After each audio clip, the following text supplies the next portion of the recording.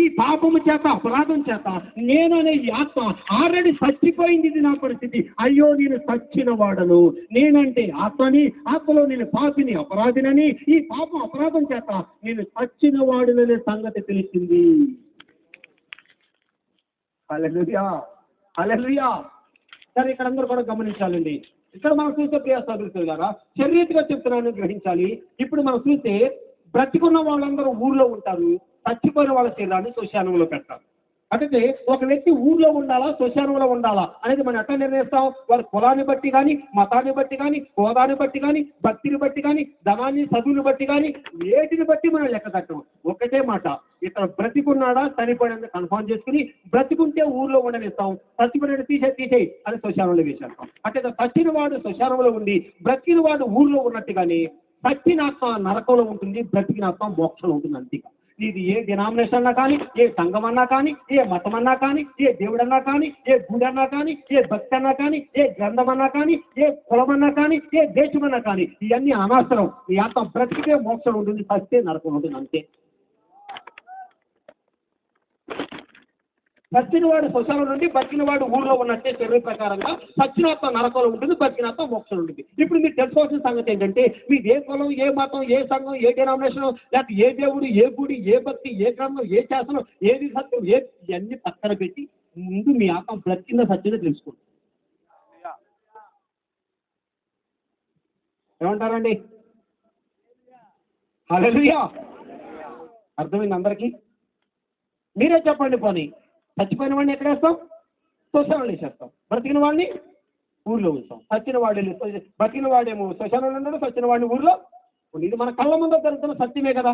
ఇదే ప్రకారం ఆత్మీయంగా ఆలోచిస్తే బ్రతికిన ఆత్మ మోక్షం ఉంటుంది, చచ్చిన ఆత్మ నరకం ఉంటుంది. నువ్వు ఎవరో ఏంటి అని అవసరం. ఈ లెక్క ప్రకారం ఇప్పుడు చెప్పండి, మన ఆత్మ బ్రతికిందంటారా చనిపోయిందంటారా? సమర్థించుకుంటే లాభం లేదు. చచ్చిపోయిన వాళ్ళని చూసి కూడా కొంతమంది అంటారు, కదులుతున్నట్టున్నాడు, ఊపిరి పీస్తున్నట్టున్నాడు, బతికే ఉన్నాడేమో, ఊహల అభిప్రాయం చెప్తారు. అవన్నీ నడవ. ఇక్కడ కన్ఫర్మ్ చేయాలి. ఇప్పుడు నా ఆత్మ బ్రతికిందా చనిపోయిందా? బ్రతికితే మోక్షం, చస్తే నరకం.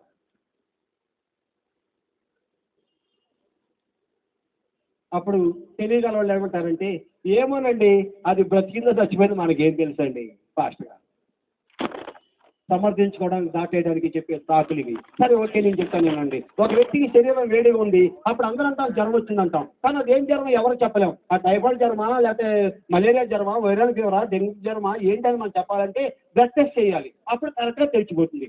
అట్లాగే మీ ఆత్మ చనిపోయిందో బ్రతికిందో మీకు తెలియకపోవచ్చు, కానీ అది బ్రతికిందో చనిపోయిందో తెలుసుకోవడం ఒక టెస్ట్ ఉందన్నమాట. హల్లెలూయా. ఏంటి ఆ టెస్ట్ అంటే, నేను పుట్టిన కాండి ఇప్పుడు వరకు ఏ పాపం చేయలేదండి అంటే నీ ఆత్మ బ్రతికినట్టండి. ఒకవేళ పాపం చేశానంటే మీ ఆత్మ చచ్చిపోయినట్టండి. ఆత్మ బ్రతికిందో చచ్చిపోయిందో మీకు కరెక్ట్గా తెలియపోవచ్చు, కానీ మీరు పాపాలు చేశారో లేదో తెలుసా తెలియదా? తెలియకుండా పాపాలు చేసిన వాళ్ళు ఎవరైనా ఉంటారా? వాళ్ళు చేసిన కానీ అయ్యో ఈ తప్పు పని చేశాను తెలుసా తెలియదా మన సాక్షిలో? అంత ఇప్పుడు చెప్పండి, నేను ఏ పాపం చేయలేదని ఎవరైనా ఉంటే వాళ్ళు మీ ఆత్మ బ్రతికినట్టండి. చెప్పండి, అలాంటి వాళ్ళు ఎవరైనా ఉన్నారా? ఇప్పుడు ఏమంటారు మరి? లేఖనం చెప్తుంది, ఏ భేదము లేదు, అందరూ పాపులే, నీతిమంతుడు లేడు, ఒక్కడూ లేడు. రోమ 5:12 చెప్పబడుతుంది, ఇట్లుండగా ఒక మనిషి ద్వారా పాపం ద్వారా మరణము లోకములు అందరికీ సంప్రాప్తమయ్యను. ఆ మనుషుడు ఆదాము. ఎందుకంటే గొర్రె పిల్ల పుడుతుంది, కుక్క పిల్ల పుడుతుంది. అట్లాగే ఒక పాపాత్ముడి కడుపులో పాపాత్ముడే పుడతాడు. అట్లయితే చెప్పండి, ఇప్పుడు మనందరూ ఎవరంటారు? పాపులే. హల్లెలూయా. మరి కొంతమంది ఉండొచ్చు, అసలు నేను పుట్టిన కాబట్టి ఇప్పుడు వరకు చీమను కూడా తొక్కలేదండి, అసలు ఏ పాపం చేయలేదండి అనే బుద్ధిమంతులు కూడా ఉంటారు. వారికి కూడా ఒక మాట చెప్తున్నాను, అయ్యా నువ్వు ఏ పాపం చేయకపోయినా నరకమే వెళ్తావు, ఏ పాపం చేయకపోయినా నీ ఆత్మ కూడా చనిపోయింది, ఎట్లా చెప్పగలరు అంటావేమో. అవును, ఎందుకంటే నీవు కూడా ఒక పాపాత్ముడి కడుపులో పుట్టిన పాపివి. ఇక పాపిగా నువ్వు పుట్టిన తర్వాత నువ్వు చేస్తే ఏంటి, చేయకపోతే నువ్వే పాపాత్ముడవు. హల్లెలూయా. ఒక కొబ్బరికాయని మనం నాటినప్పుడు అందులో కొబ్బరి చెట్టు పుడుతుంది. అది కొబ్బరికాయలు కాసినా కాయకపోయినా అది కొబ్బరి చెట్టు. కారణం ఏంటంటే అది పుట్టిందే కొబ్బరికాయలు ఉంది కాబట్టి. అట్టగా మీరు పాపాలు చేసినా చేయకపోయినా మీరు పుట్టిందే ఒక పాపి కడుపులో కాబట్టి మీరు పాపులే. అట్టగా ఇప్పుడు ఎవరు తప్పించుకుంటారు?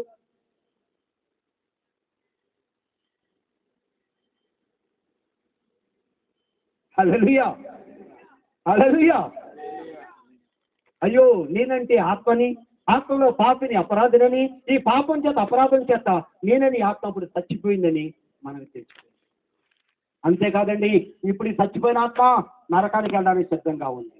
ఈ శరీరంలో ఉన్న ప్రాణం పోయిన మరుక్షణంలో శరీరం మట్టిలో వెళ్ళిపోతుంది, చచ్చిన ఆత్మ నరకానికి వెళ్ళిపోతుంది. అట్టని మరి మీ ప్రాణం ఎప్పుడు పోతుంది మీకు ఎవరికైనా తెలుసా? ఎవరికీ తెలియదు. చాలా మంది ఏం చెప్తారో తెలుసా? నేను చచ్చిపోయే లోపల మా భార్య పిల్లలకు ఒక ఇల్లు కట్టిచ్చేస్తే నేను తర్వాత చచ్చిపోయిన బాధ ఏంటంటే హాయిగా అందులో ఉంటారు వాళ్ళు. కొంతమంది ఏమంటారు, నేను చచ్చిపోయే లోపల మా పిల్లలకు పెళ్లి చేసేస్తే ఆ తర్వాత నేను చచ్చిపోయినా బాధలేదండి. అది కాదు విషయం. చెప్పాల్సింది ఏంటో తెలుసా? నేను చనిపోయే లోపల చేయాల్సిన పని ఏంటంటే, నా ప్రాణం పోయే లోపు ఈ చచ్చిన ఆత్మను బ్రతికించుకుంటే ఆ తర్వాత ఈ శరీరం చచ్చినా బాధలేదండి. కానీ ఎవరైనా ఆ మాట చెప్పడం విన్నారా? ఇది ఎవరు చెప్పరు. అతడి ఇప్పుడు నా ప్రాణం పోయే లోపల నేను చేయాల్సిన ముఖ్యమైన పని ఏంటనగా, పాపం చేత అపరాధం చేత చచ్చిన ఆత్మను బ్రతికించుకునే పని చేయాలి.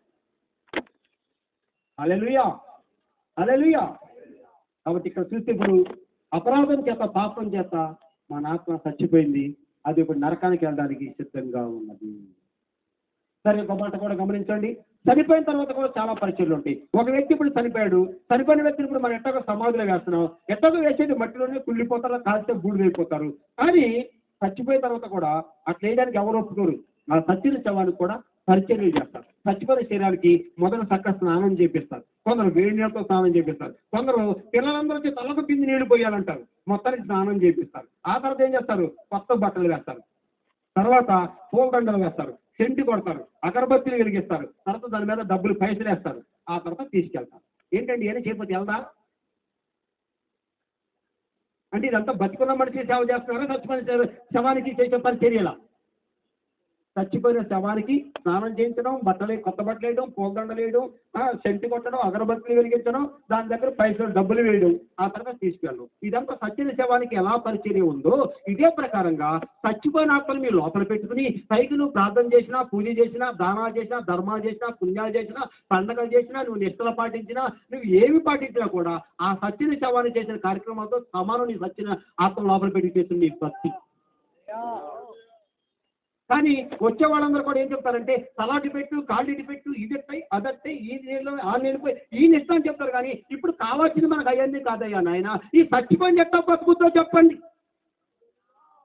అది ఎవరు చెప్పరు. తలాటి పెట్టు, కాళ్ళు ఇటు పెట్టు, నోట్లు ఇట్లా పోయి దాని మీద ఇక్కడిది పెట్టు, దానికి అక్కడది కట్టు, ఇవన్నీ చెప్తున్నారు. కానీ ఇది ఎట్లా బతుకుతో ఎవరు చెప్పటంలా సార్. ఇప్పుడు కాళ్ళు అడ్డు పెట్టి తల ఎట్టి పెట్టినందుకు చచ్చిపోయినా అది పెడితే బతుకుతాడా?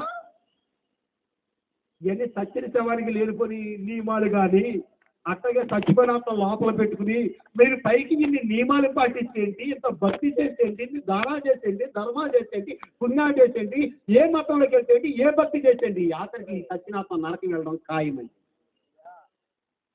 చచ్చిన శవానికి స్నానం చేసినా, పూలదండలు వేసినా, కొత్త బట్టలు వేసినా, సెంటు కొట్టిన, అగరబత్తులు వేసినా, పైసలు వేసినా, అది ఎట్లాగో శ్మశానానికి వెళ్ళిపోయిందో, చచ్చినాత్మ లోపల పెట్టి మీరు ఇవన్నీ చేసినా ఆఖరికి మీ ఆత్మ నరకమేంటి వెళ్ళిపోతుంది. అది ఇప్పుడు మనకు కావాల్సింది ఏంటి? ఈ కొత్త కొత్త కార్యక్రమాలా? ఇది బతికే కార్యక్రమా? కానీ బతికేది ఎవరు చెప్పట్లా. అట్లా చెయ్యి, ఇట్లా చెయ్యి, ఇట్లా చెయ్యి, అట్లా చెయ్యి, కొత్త కొత్త సిద్ధాంతాలు చెప్పి ఏదో దానిలో నూతనత్వాన్ని కల్పిస్తున్నారు. ఇదే గొప్ప అనుకున్నారు జనాంగారు. బాగా చేశారు, బాగా చేశారు అనుకున్నారు. ఏంటి బాగా చేశారు? సమాధి కార్యక్రమం అక్కడ.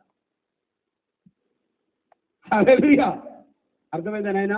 అందుకే ఇప్పుడు గమనించండి, ఇప్పుడు మనకి కావాల్సింది ఇలాంటిది కాదు. అందుకే ఇప్పుడు దేవుడు ఈయన అంటున్నారు, అయ్యా మరి నీకేం కావాలో కోరుకో అంటే అప్పుడు ఆయన అంటున్నాడు, ప్రవ్వా చచ్చిపోయిన వాడికి అన్నం పెడితే తినడు, డబ్బిస్తే వాడుకోడు, ఇల్లు కట్టినా ఉండడు, అలాంటి దానికి కావాల్సింది అవన్నీ కాదు. చనిపోయిన వ్యక్తికి కావాలి జీవం కావాలి. చనిపోయిన వ్యక్తికి అన్నం కావాలా, జీవం కావాలా? డబ్బు కావాలా, జీవం కావాలా? పేరు, ఇల్లు, గౌరవం, ఆస్తి పాస్తులు కావాలా, జీవం కావాలా? అతనికి ఇప్పుడు కావాల్సింది లేదా గొప్ప భక్తి కావాలా, లేదా గొప్ప మతం కావాలా, జీవం కావాలా? హల్లెలూయా, జీవం కావాలి. అప్పుడు ఆయన అన్నాడు, హల్లెలూయా, నేనంటే ఆత్మ, పాపిని అపరాధిని, సచ్చిన వాడను, సత్యాత్మ నరకానికి వెళ్ళ సిద్ధంగా ఉంది. సత్యాత్మ లోపల పెట్టుకుని పైకి మాత్రం సూపర్ భక్తి చేస్తున్నాను. ఇది సత్య శవాన్ని చేసిన కార్యక్రమాలతో సమానం. ఇవన్నీ కలిపి నేను నరకానికే పంపుతుంది. ఇప్పుడు దీన్ని బ్రతికించుకుంటే మోక్షానికి వెళ్తాను. సరే, ఇప్పుడు ఒక మాట గమనించాలి. నాకు కులం ఉంది, నాకు చాలా గొప్ప కులం. కానీ చచ్చిపోయిన ఆత్మ నా కులం బతికించగలదా? నాకు మతం ఉంది, నాకు చాలా గొప్ప మతం, చచ్చిపోయిన ఆత్మ నా మతం బతికించగలదా? నాకు భక్తి ఉంది, నాకు చాలా గొప్ప భక్తి, చచ్చిపోయిన ఆత్మ నా భక్తి బతికించగలదా? నేనున్నాను చాలా గొప్పవాడిని, చచ్చిపోయిన ఆత్మ నేను బతికించుకోగలనా? కాబట్టి చంద్రమండలి రాగలను, ఇంకేమన్నా కనుక్కోగలను. అది తర్వాత చూద్దాంలే చంద్రమండలం గురించి, కానీ ముందు చచ్చిపోయిన ఆత్మ నువ్వు బతికించుకోగలవా? అప్పుడు తెలిసిన సత్యం ఏంటి? నాది గొప్ప కులమే కానీ సత్యనాథను బతికించడం చేత కాని కులం నాది. నాది గొప్ప మతమే కానీ సత్యనాథను బతికించడం చేత కాని మతం నాది. నాది గొప్ప భక్తే కానీ సత్యనాథను బతికించడం చేత కాని భక్తి నాది. నేను గొప్పవాడినే కానీ సత్యనాథను బతికించుకోవడం చేత కాని వాడని నేను. ఎవరు ఒప్పుకుంటారు? ఎవరు ఒప్పుకోరు. ఎక్కడికి వచ్చేసరికి నా కులం గొప్ప, నా మతం గొప్ప, నా భక్తి గొప్ప, నా సంఘం గొప్ప, నేనే గొప్ప అన్నారే కానీ వాస్తవం చేత బతికి చూద్దాం. సవాల్ రా. ఈ లోకంలో అన్ని మతాలకి, అన్ని కులాలకి, అన్ని భక్తులకి, అందరు మనుషులకి సవాల్ చేద్దాం. సత్యనాథను భక్తించగల మతం ఏదనుందా, కులం ఏదనుందా, భక్తి ఏదనుందా, వ్యక్తి ఏదనుంటే రమ్మని సవాల్ చూద్దాం.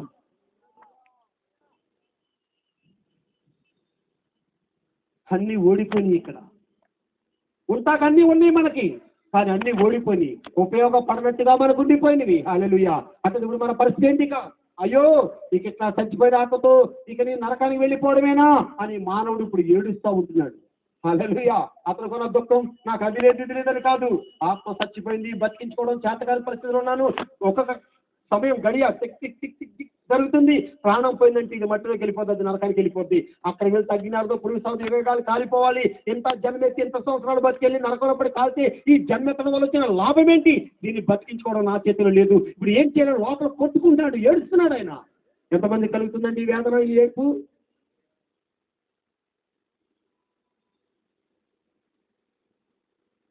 హల్లెలూయా. ఆయన ఏడుస్తున్నాడు. అయ్యో నేను పాపిని, చచ్చిన వాడను, బతికించుకోవడం చేతకాని వాడను, నాకు జీవం కావాలని ఏడుస్తున్నాడు. చాలా ఏడుపులు ఏడ్చే ఉండొచ్చేంత వరకు మనం. ఎవరైనా చిన్న మాట అంటే ఏడుస్తారు. ఎందుకు ఏడుస్తుంటా అన్న అంత మాట అన్నారు, నేను తట్టుకోలేకపోతున్నా, ఏడ్చేస్తుంటారు. వాళ్ళ ఇంటికి వెళ్ళి నన్ను బాగా చూడలేదు, నన్ను పట్టించుకోలేదు, చిన్న సొమ్ము చూసారమ్మో నేను తట్టుకోలేనుగా, ఏడ్చేస్తున్నారు. ఇలాంటి ఏడుపులు మీరు చాలా ఏడ్చుండొచ్చు, కానీ అయ్యో నేను పాపిని, చచ్చిన వాడిని అని ఎప్పుడైనా ఏడ్చారా? అదే సమయం నాకు ఇల్లు లేదు, డబ్బు లేదు, ఉద్యోగం లేదు, అది లేదు, ఇది లేదని ఈ లేవని వీటి కోసం మీరు చాలా ఏడ్చుండొచ్చు. అయ్యో నేను పాపిని, సత్యం వాడిని ఎప్పుడైనా నేర్చారా? వాళ్ళు అట్టన్నారని నేర్చారు, నాకు ఇది లేదని నేర్చారు, కానీ నేను పాపిని నేర్చారా?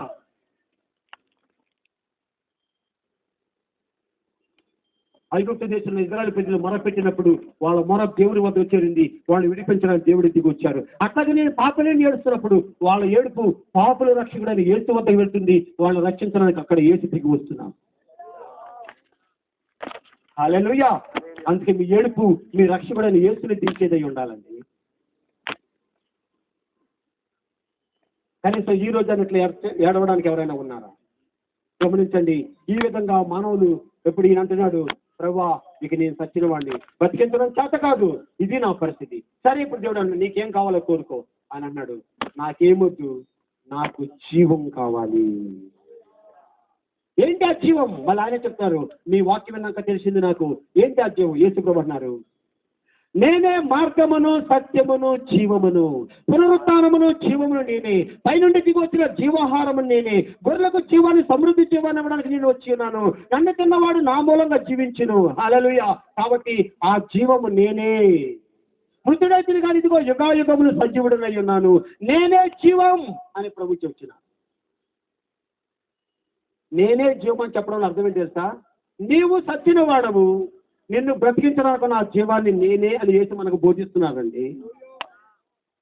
ఈ మాటలో మన స్థితి ఉంది, ఆయన చేసే ప్రయోగం ఉంది. అప్పుడు మనకు తెలిసింది, ప్రభువా నేను సచ్చిన వాడు, నాకు జీవం కావాలి, ఆ జీవము నీవే కనుక నాకు నీవే కావాలి దేవా. ఏం కావాలో కోరుకోమని దేవుడు అంటుంటే ఈయనేమన్నారు, నాకు జీవం కావాలి, ఆ జీవం నీవే కనుక నాకు నీవే కావాలి దేవా. అప్పుడు నేనే కావాలా అని చెప్పి దేవుడు తను తాను ఈయనకి ఇచ్చేస్తున్నారు. అప్పుడు ఈయనకి దేవుడు దొరికాడు. ఆ దేవుడే జీవం కనుక ఆయనకి జీవం దొరికింది. ఎప్పుడైతే జీవం దొరికిందో సత్యం తన ఆత్మ బ్రతికింది. ఎప్పుడైతే ఆత్మ బ్రతికిందో నరకమే ఇతడు ఇప్పుడు పరలోకం వెళ్ళడానికి యోగ్యుడిగా మార్చబడ్డాడు. హల్లెలూయా, హల్లెలూయా. ఇప్పుడు అందరూ కూడా ఇక్కడ గమనించాలి, ఇక్కడ భక్తుల్లోనే 2 రకాల ఉన్నారు. ఇప్పుడు దాకా లోకం మొత్తంలో 2 రకాల జనాలు చెప్పా. శరీరమే నేనన్న అభిప్రాయంతో సాతాను లెక్కలో బతికేవాళ్ళు, ఆత్మ నేనన్న అభిప్రాయంతో దైవ లెక్కలో బతికేవాళ్ళ గురించి లోకం మొత్తం కలిపి 2 గుంపులుగా చెప్పా. ఇప్పుడు భక్తుల్లోనే 2 రకాల గుంపులు ఉన్నారు. ఇక ఏంటి ఆ 2 రకాలంటే, మొదట వచ్చిన వ్యక్తి ఏం చెప్పాడంటే, దేవుడు కనబడి అయ్యా నీకేం కావాలో కోరుకోమంటే, ఏసయ్యా నాకు నువ్వే కావాలి దేవన్నాడా, 1,00,000 కావాలన్నాడా? ఇప్పుడు యేసుప్రభు లేక చచ్చిపోతున్నాడు, ఈ 1,00,000 లేక చస్తున్నాడా? అందుకే ఆయన ఏమన్నాడు, ప్రభు నువ్వు ఉన్నా లేకుండా నాకు బాగలేదు, కానీ నాకు 1,00,000 ఇస్తే చాలు నాకు. అప్పుడు యేసుప్రభు ఇచ్చిన 1,00,000 రూపాయలు ఆయనకు దొరికింది, కానీ మరి యేసు దొరికాడండి? హల్లెలూయా. యేసయ్య ఇచ్చిన 1,00,000 దొరికింది, కానీ యేసు దొరకలేదు ఆయనకి. మరి యేసే జీవం, డబ్బు జీవం కాదు, యేసే జీవం. డబ్బు యేసు ఇస్తారు, ఎవరని నేను అంటలా, కానీ ఆ డబ్బు జీవం కాదు, యేసే జీవం. ఈయన యేసును కోరుకోలేదు, కానీ యేసు ఇచ్చే 1,00,000 రూపాయలు కోరుకున్నాడు. ఈయన యేసు ఇచ్చిన 1,00,000 దొరికింది, కానీ ఈయనకి యేసు దొరకలేదు. కానీ దీనికి ఇంకా జీవం దొరకలేదు. జీవం దొరకలేదు కాబట్టి సత్యనాథ్ ఇంకా బ్రతకలేదు. కానీ డబ్బు దొరకడం ద్వారా తన ఆర్థిక పరిస్థితి మారింది, కానీ తన ఆత్మ పరిస్థితి ఇంకా మారలేదు. ముందు సత్యన వాడిగానే ఉన్నారు ఆత్మీయంగా. ఇప్పుడు 1,00,000 రూపాయలు దొరికినా, అభిమానం వచ్చినా, అప్పులు తీరిపోయినా, ఆర్థికంగా కోటేశ్వరుడిగా మారినా, బాధ్యత పొందిన, గొప్ప సేవ చేసిన, గొప్ప భక్తుడైనా ఈ భక్తి అంతా బాగానే ఉందా, కానీ మొత్తానికి ఈయన ఆత్మీయ జీవితం మాత్రం మారలేదు. అప్పుడు చచ్చినవాడే, ఇప్పుడు చచ్చినవాడే. ఇలాంటి వాడికి చెప్పారు, ప్రభన్న ప్రతి వాడు పరలోకానికి వెళ్ళదు. మనం పైలు చేసిందే చూస్తాం, కానీ లోపల సంగతి చూసుకోవట్లేదు. మన సంగతి ఎవరి దగ్గర నాకు డబ్బులు ఎక్కువ ఉంటే వాళ్ళకి సెల్యూట్ కొట్టి దండలు పెట్టేదాకా మనం ఆ తప్పు చేసిన నీదే ఒప్పాయి కదా అంటాం మనం. కారణం ఏంటంటే ఉన్నోడు మరి ఏమన్నా చేస్తాడు, అనకపోతే మనంతా చూసుకుంటారు. భయం ఏమంటారు, ఆయన దండం పెడితే మనకు కూడా దొరుకుద్ది లాభము. అటు భయము, ఇటు లాభాశ. సరే ఓకే. రెండో వ్యక్తి గురించి కూడా చూస్తే ఆయనకి నీకేం కావాలంటే ప్రభు స్వస్థత కావాలన్నారు. యేసయ్య ఇచ్చిన స్వస్థత దొరికింది, కానీ యేసు దొరకలేదు. స్వస్థత యేసు కాదు, యేసు అంటే జీవం. హల్లెలూయా, హల్లెలూయా. కాబట్టి ఇప్పుడు చూడండి, ఆ స్వస్థత దొరకడం ద్వారా అతని ఆరోగ్య పరిస్థితి మారింది, కానీ అతని ఆత్మ పరిస్థితి. మూడవకి ఏం కావాలంటే పిల్లలు కావాలండి. పిల్లల పుట్టడం ద్వారా తన కుటుంబ పరిస్థితి మారింది, కానీ తన ఆత్మ పరిస్థితి మారలేదు. ఈ ముగ్గురికి కూడా ఒకరి డబ్బు దొరికింది, ఒకరి స్వస్థత దొరికింది, ఒకరి పిల్లలు దొరికారు. ఈ బాహ్య పరిస్థితులు మారినాయి, కానీ వాళ్ళ ఆత్మ పరిస్థితి మారలా. ఈ దొరకడం ద్వారా వాళ్ళకి అభిమానం వచ్చి నమ్ముకున్నారు, బాధ్యత పొందారు. ఇప్పుడు వీళ్ళే పెద్ద సంఘాలు పెట్టి సేవ కూడా చేస్తున్నారు, కానీ మరి వీళ్ళ ఆత్మ బతికిందంటావా, ఇప్పుడు కూడా చచ్చిపోయి ఉందంటావా? అంటారు పాస్టర్ గారు అంటే నేననేది ఏముంది, మీరే చెప్పాలి. హల్లెలూయా. ఇక లోకంలో ఉన్న వాళ్ళంటే ఆల్రెడీ చచ్చిపోయిన వాళ్ళు అనుకో, వీళ్ళు బతుకుతున్నాం అనుకుంటూనే సచిన్ రకాలు అనమాట. వీళ్ళు లేపడం కష్టం, మనకు అది ఇచ్చింది గొడవ. హల్లెలూయా. అర్థమైందా లేదండి? కాబట్టి ఇప్పుడు చెప్పండి, వీళ్ళ ఆత్మ బ్రతికిందంటావా, చనిపోయిందంటావా? చనిపోయిందంటే ఒప్పుకుంటారంటే వాళ్ళు ఎవరు ఒప్పుకోరు. కానీ ఇక్కడ చూస్తే ఆత్మ చనిపోయింది. కాబట్టి అందుకే భక్తుల్లోనే 2 రకాల వాళ్ళు ఉన్నారు. దేవుడికి అన్నీ కావాలని భక్తి చేసేవాళ్ళు ఉన్నారు, నాకు దేవుడే కావాలని భక్తి చేసేవాళ్ళు ఉన్నారు. ఈ 2 రకాల్లో మీరే రకం? హల్లెలూయా, హల్లెలూయా. అందరూ కూడా గమనించాలి. అక్కడ ఒక దేవుడు ఉన్నారని కానీ గొప్ప జనాలు వెళ్తారు. నిజంగా దేవుడు కావాలని వెళ్తారా, నేను అనుకునే అవ్వాలని వెళ్తారా? ఎవరు దేవుడు కావాలని వెళ్ళరు, నేను అనుకునే ఆ దేవుడు చేయాలని వెళ్తారు. అర్థమైందా లేదా? అందుకే ఈ రోజు లోకంలో చూస్తే దేవుడికి అన్నీ కావాలని భక్తి చేసేవాళ్ళు ఉన్నారు, నాకు దేవుడే కావాలని చేసేవాళ్ళు. శరీరమే నేను అనుకున్న వానికి దేవుడిచ్చే కావాలి, ఆత్మే నేను అనుకున్న వానికి దేవుడే కావాలి. ఈ పునాదిని బట్టి మనం ఎన్నుకునేది ఉంటుందండి. హల్లెలూయా. అంతేకాదు దేవుని వాక్యం విధంగా చదివిస్తుంది. యోహాను సువార్త 3:16 రాస్తుంది, దేవుడు లోకమును ఎంతో ప్రేమించెను, కాగా తన అద్వితీయ కుమారుడుగా పుట్టినవారిని విశ్వాసంతో ప్రతివాడును నశింపక నిత్య జీవం పొందినట్లు ఆయన స్వస్థత ఇచ్చాను, డబ్బిచ్చాను, పిల్లలు ఇచ్చాను, అది ఇచ్చాను, ఇది ఇచ్చాను లేదు. అక్కడ నశింపక నిత్య జీవం పొందినట్లు ఆయనను అనుగ్రహించెను. అంటే నశింపక నిత్య జీవం పొందినట్టు తండ్రి దేవుడు తన కుమారుడైన క్రీస్తుని ఇచ్చారు కనుక ఇప్పుడు ఆ క్రీస్తు దొరికిన వాడే నశించక నిత్య జీవం పొందుతాడు. కానీ ఆ క్రీస్తు మీకు దొరకకుండా క్రీస్తు ఇచ్చిన అన్ని మీకు దొరికిన ఆఖరికి నశించిపోవడమే కదా. అది ఇప్పుడు నాకు యేసయ్య ఇచ్చే కావాలా, యేసే కావాలా? తండ్రి దేవుడు తన కుమారుడు క్రీస్తుని అనుగ్రహించారు. ఎందుకు కుమారుని ఇచ్చారంటే నశింపక నిత్య జీవం పొందుతాం. అందుకే ఇది నిత్య జీవ సువార్త కోసములు. ఆ నిత్య జీవం కేవలం యేసు క్రీస్తే నిత్య జీవం. ఆ క్రీస్తు దొరికిన వాడికే నిత్య జీవం దొరుకును. హల్లెలూయా. అంతేగాని ఆయన ఇచ్చిపోయేది కాదు, ఇది ఆయనే ఇచ్చేది అనమాట. ఈ రోజున ఆ నిత్యం కావాలని వచ్చి రావడానికి జనాలు బాగున్నారు, కానీ ఆయనే కావాలని రావడానికి తక్కువ.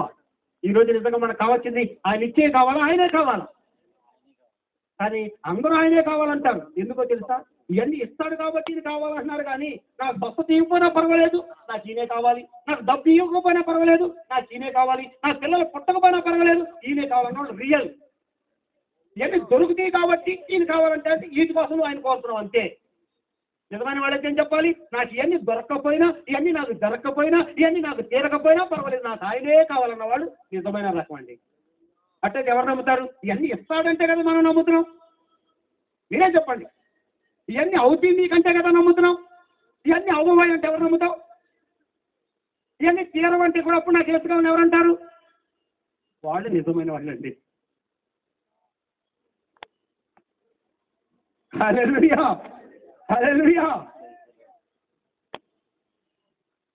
ఎవరొచ్చి తీరకపోతే తర్వాత సంగతి మనం ఎన్నుకోవడం మాత్రం నాకు కావాల్సింది ఈ సచ్చిన వాడు నాకు జీవం కావాలి. ఆ జీవం చేసే కనుక నాకు చేస్తే హల్లెలూయా. అందుకే యేసుక్రీస్తు ఇప్పుడు చెప్తున్నారు, ఆయన దొరికిన వాడే నిత్య జీవం. అందుకే సాతాను సిద్ధాంతం ఏంటంటే బాగా బ్రతకండి అని సాతాను అంటున్నాడు. యేసు ప్రభు ఏమంటున్నారంటే బాగా బ్రతికి తర్వాత నరకం పోవడం కాదు నా సిద్ధాంతం, నిత్యము బ్రతకండి అని దేవుడు అంటున్నాడు. హల్లెలూయా. రెండు బ్రతుకులు ఉన్నాయి ఇక్కడ. బాగా బ్రతికేది ఉంది, నిత్యము బ్రతికేది ఉంది. మీకేది కావాలి? బాగా బ్రతకాలనుకున్నారు, ఇప్పుడు నిత్యము బ్రతకాలనుకున్నారు. కానీ ఇప్పుడు అంటున్నాం, ఇప్పుడు దాకా అందరూ బాగా బతకాలి, బాగా బతకాలి, బాగా బతకాలి. అయ్యి గారు పాపం చేయండి. దేవుడి దాంట్లో బాగా బతికేది లేదు. నువ్వు 10-20 సంవత్సరాలు 50-60 సంవత్సరాలు బాగా బతికి తర్వాత నరకంలో కాదు ఏమి లాభమయ్యా? అందుకే దేవుడు చెప్పేది ఏంటంటే ఇక్కడ నువ్వు ఒక్కరోజు కష్టపడి బతికినా పర్వాలేదు, కానీ నిత్య జీవం నేనే గనక నన్ను స్వీకరించుకుని నా ద్వారా నిత్యము బతకయా అంటున్నాడు దేవుడు. డబ్బు ద్వారా బాగా బతకొచ్చు, యేసు ద్వారా నిత్యము బతకొచ్చు. అదొకటి చెప్పండి మీరు. డబ్బు ద్వారా బాగా బతకాలనుకుంటున్నావా? యేసు ద్వారా నిత్యము బతకాలనుకుంటున్నావా? బాగా బతికించే డబ్బు, ఇల్లు, ఆస్తి పాస్తి, ఎకరాల పొలాలు, ఇల్లు ఇవి కావాలా? నిత్యము బతికించే యేసయ్య కావాలా? హల్లెలూయా, హల్లెలూయా. అందుకే ఇప్పుడు నాకు జీవం కావాలి, ఆ జీవం చేసే కనుక నాకు యేసే. అందుకే యేసు తను తానే ఇచ్చేసుకుంటున్నాను. హల్లెలూయా, హల్లెలూయా. సరే, ఇప్పుడు అందరూ కూడా ఇక్కడ గమనించాలండి. ఇక్కడ మనం దేవుని వాక్యంలో చూస్తే ప్రియ సహోదరులారా, ఇప్పుడు ఆ యేసు దొరికిన వానికి జీవం దొరికిన వారి ఆత్మ బ్రతుకుతుంది. వాళ్ళు నరకం నుండి పరలోకం వెళ్ళడానికి యోగ్యులుగా మార్చబడుతుంది. అందుకే ఈ రాత్రి యేసు కంటే తక్కువైంది ఏది మనకు అవసరం లేదు. ఈ రోజు మనకు కావాల్సింది యేసే కావాలి. హల్లెలూయా, హల్లెలూయా. సరే, అందరూ కూడా ఇక్కడ గమనించాలి.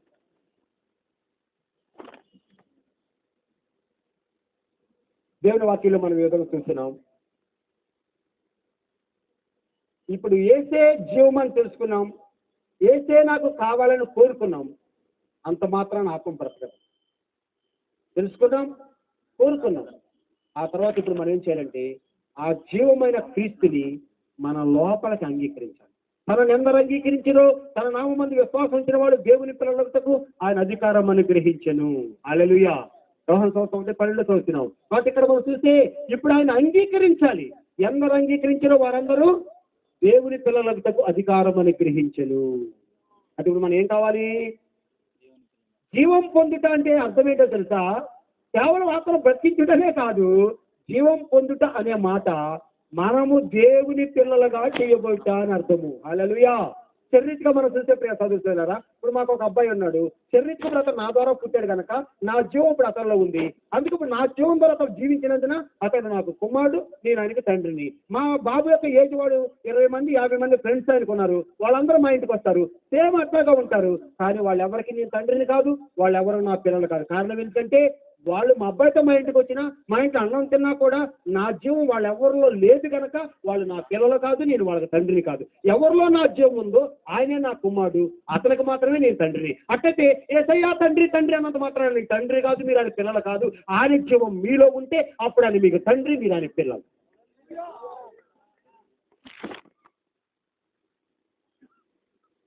మా బాబు వచ్చి నన్ను డాడీ అనగానే మా బాబుని చూసి వాళ్ళ ఫ్రెండ్ కూడా డాడీ అని నన్ను అంటాం మాత్రాన నేను ఆయనకి కానండి. హల్లెలూయా, స్తోత్రం. అర్థమైందా మీకు? అందుకే తండ్రి అన్నంత మాత్రం తండ్రి కాదు, మీ పిల్లలు కాదు. ఇప్పుడు ఆ జీవం ఎవరిలో ఉంది వాళ్ళకి ఆయన తండ్రి, వారి ఆయన పిల్లలు. హల్లెలూయా. కాబట్టి అందుకే ఇప్పుడు మనకు కావాల్సింది ఏంటి? మనము దేవుని పిల్లలు అవ్వాలంటే ఇప్పుడు దేవుని యొక్క జీవం మనకి. హల్లెలూయా, హల్లెలూయా. అందుకు ఇప్పుడు దేవుని యొక్క జీవం మరి నాలో రావాలంటే ఏం చేయాలి? యేసయ్యా నాకు నువ్వే కావాలని కోరుకున్నంత మాత్రాన సరిపోదు. యేసే జీవం తెలుసుకోవాలి, నా పరిస్థితి తెలుసుకోవాలి, ఆయన కావాలని కోరుకోవాలి. అంత మాత్రమే కాకుండా ఇప్పుడు ఆయన్ని నా లోపలికి అంగీకరించాలి. అప్పుడు జీవం మనకి తెలుస్తుంది. చాలా మంది యేసు మంచి దేవుడు అండి, ఆయన జీవం అండి, ఒప్పుకున్నామని అంటారు. లోపల మాత్రం తీసుకోరు, వద్దులండి నేను వెళ్ళిపోతుంటాను. దాని కొరకు ఒక వాక్యం చదివిస్తాను, అందరూ కూడా గమనించాలి. యోహాను సువార్త 8:31 చదవండి. ఫాస్ట్గా చదవాలి. యోహాను సువార్త 8:31.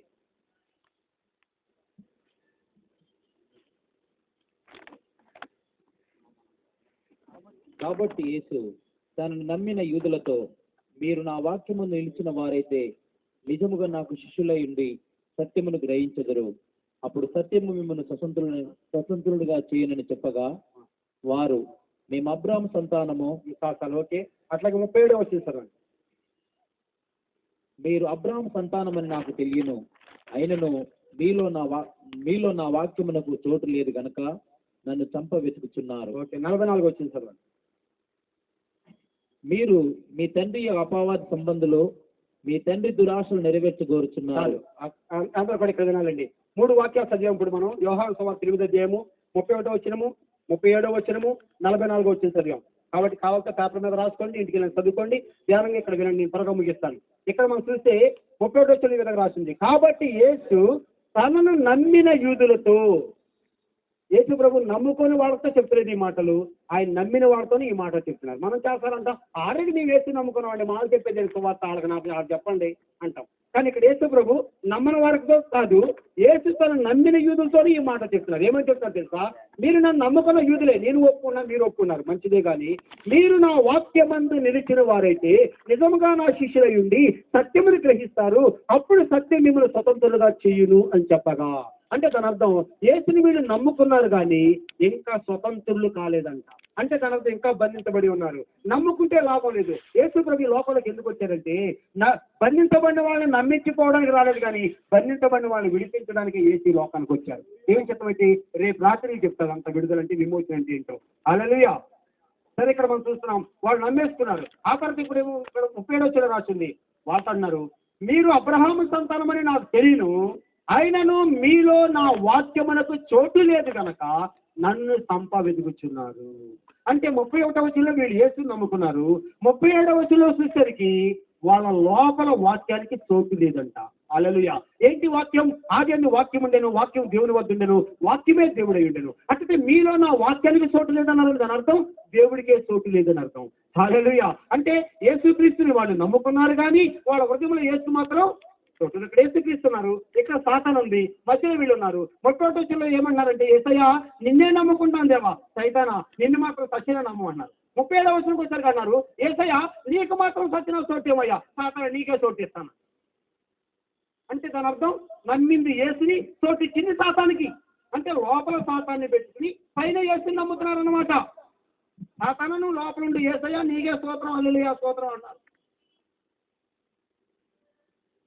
యేసు ప్రభు ఉన్న కాలంలో ఉన్న భక్తుల పరిస్థితి ఉంటే, యేసు ప్రభు హృదయంతరంగా ఎరిగిన వాడు కనుక వాటి బట్టబయలు చేస్తున్నాడు ఆయన. అప్పుడున్న భక్తులు కోపం వస్తుంది. వాళ్ళు అంటున్నారు, మేము అబ్రహాము సంతానం, ఏమనుకున్నా అన్యులతో మాట్లాడుతున్నావు, కాబట్టి మేము అసలు ఎన్నడూ ఎవరికి దాసులై ఉండలేదే. మా పూర్వీకులు ఐగుప్తు దాసులుగా ఉన్నారు, అశ్షూరుకు దాసులుగా ఉన్నారు, బబులోను దాసులుగా ఉన్నారు. అప్పుడు మోషేని పంపించి కొందరు పంపించి విడిపించారు. ఇప్పుడు మేము ఆల్రెడీ స్వతంత్రులు అని వాళ్ళు అంటున్నారు. అందుకే యేసు ప్రభు అన్నారు, అయ్యా పాపం చే ప్రతివాడు పాపమునకు దాసుడని మీతో నిశ్చయంగా చెప్తున్నాను. మీరు అబ్రహాము సంతానమని నాకు తెలుసు, మీరు నన్ను నమ్ముకున్నారని కూడా నాకు తెలుసు, ఆయనను మీ హృదయంలో నా వాక్యానికి చోటు లేదు.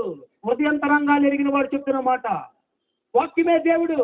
అంటే నా వాక్యానికి మీలో చోటు లేదన్నారని దాని అర్థం వాక్యమే దేవుడు, దేవుడికి చోటు లేదని చెప్తున్నారు. మరి దేవుడికి లేదంటే దాని అర్థం సాతానికి ఉంది అని అర్థం. ఇండైరెక్ట్గా చెప్పినట్టు సాతానికి ఉందని అవసరం, నాకు లేదనంటే దానికి ఉంది అని అర్థం. ఏమంటారు? అంటే దాని అర్థం లోపల సాతానికి చోటిచ్చారు, పైన దేవుని నమ్ముకున్నారు. ఇక 44 వచనం వచ్చేసరికి చెప్తున్నారు, మీరు మీ తండ్రి అపవాది సంబంధులు. అంటే దాని అర్థం సంబంధులు అన్నమాట, అపవాది పిల్లలు అని అర్థం. మీరు మీ తండ్రిని అపవాది పిల్లలు, మీ తండ్రి దురాశలు నెరవేర్చగోరుతున్నారు. అక్కడ తండ్రి అన్నమాట అందుకే వాడాడు. పిల్లలు కాబట్టే తండ్రి, మీ తండ్రి దురాశలు అని ఉంది అక్కడ. మీ తండ్రి దురాశలు నెరవేర్చగోరుచున్నారు అంటారు. వేరేవాడు అయితే మనం ఎందుకు చేస్తాం? మన తండ్రి కాబట్టి చేయాల్సి వస్తుంది. అదే దురాశలైన ఎవరివండి? దేవుడిగా, సైతానిగా? అసలు నా దురాశలు నెరవేరాలి అని కోరుకుంటే అప్పుడు ఎవరి పిల్లలు అంటే వారు? అపవాది పిల్లలు అంటున్నారు. ఇంకా తీర్లేదు తర్వాత సంగతి. మీరు మీ తండ్రిని అపవాది సంబంధులు, మీ తండ్రి దురాశలు నెరవేర్చగోరుచున్నారు. అంటే ఈ ఆశలన్నీ తీరాలి అని కోరుతున్న వాళ్ళందరికీ తండ్రి అపవాది అంట. ఇక మీరు ఏ భక్తనో చేసుకో, లోపల మాత్రం ఈ ఉద్దేశం అయితే నాలో ఉన్న దురాశలని తీరాలని ఏ వ్యక్తి అయితే కోరుతున్నారో వాళ్ళందరికీ తండ్రి అపవాది అంటున్నారు.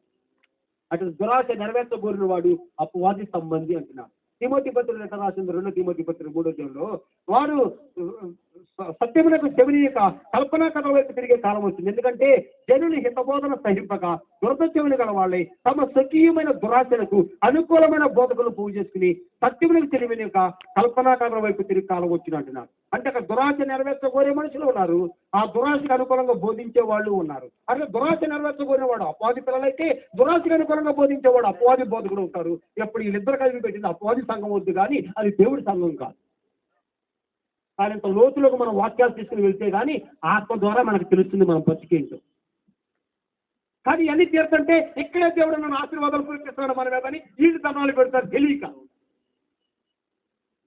హల్లెలూయా.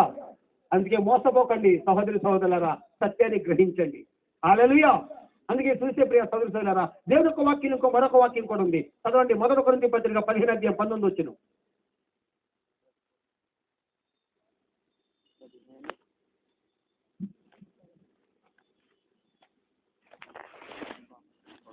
ఈ జీవిత కాలం మట్టికే మనము క్రీస్తునందు నిరీక్షించు వారమైన ఎడల మనుషులందరికంటే దౌర్భాగ్యమై ఉందుము. హల్లెలూయా. ఇక్కడ మనం చూస్తున్నాం, ఈ జీవితం కాలం మట్టుకే మనము క్రీస్తునందు నిరీక్షణ ఉంచిన వారమైన ఎడల మనుషులందరికంటే దౌర్భాగ్యమై ఉందుము. మనం ఎవరు నమ్ముకున్నాం? క్రీస్తునే. ఎవరెందుకు నిరీక్షణ పెట్టుకున్నాం? క్రీస్తునండే. కానీ ఈ విషయం ఏంటి? ఈ జీవితం కాలం మట్టికి అంటే దాని అర్థం ఈ లోకంలో నేను బతికినంత కాలం నాకు ఏ లోటు లేకుండా, నాకు అన్ని చల్లగా బతికి, నాకు అన్ని దొరికి ఈ దేవుడు నన్ను చక్కగా చూసుకుంటాడని ఆయన మీద మేము నిరీక్షణ పెట్టుకుని ఆయన నమ్ముకుని బతికేసేవాళ్ళు అయితే అన్ని దొరుకుతాయి, కానీ ఆఖరికి మీరు అందరికంటే దౌర్భాగ్యులే ఉంటారు అని చెప్తారు. అట్టకే ఏంటంటే ఇప్పుడు నిరీక్షించాల్సింది ఎందుకు? రక్షణ అంటే ఏంటి? ఈ జీవితం కాలం కోసం కాదయ్యా రక్షణ, రాబో జీవితం కోసం ఉన్నది రక్షణ. హల్లెలూయా.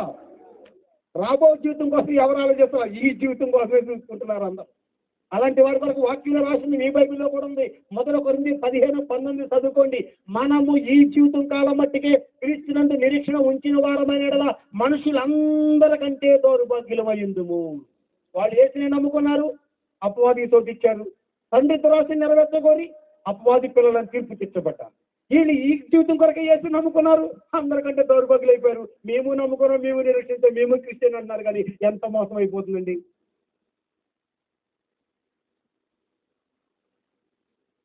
సొంత మాటలా వాక్యాలే చెప్తున్నాను.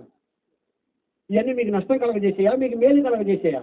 ఈ మాట మీరు వినకపోతే, ఇదే భక్తులకు ఎక్కడో కొనసాగిస్తే ఆఖరికి మీరు నశించిపోతే అప్పుడు లాభం ఏంటి? దేవుడు మిమ్మల్ని ప్రేమిస్తున్నారు కనుక ఈ రాత్రి మిమ్మల్ని మేలుకొల్పుతున్నారండి. హల్లెలూయా. హల్లెలూయా. ఆ రోజు యేసుక్రీస్తు కూడా ఎలాంటి మాట చెప్తే అప్పుడు నా భక్తులు నచ్చలా, దీన్ని చిరివేయండి అన్నారు, చంపేయండి అన్నారు.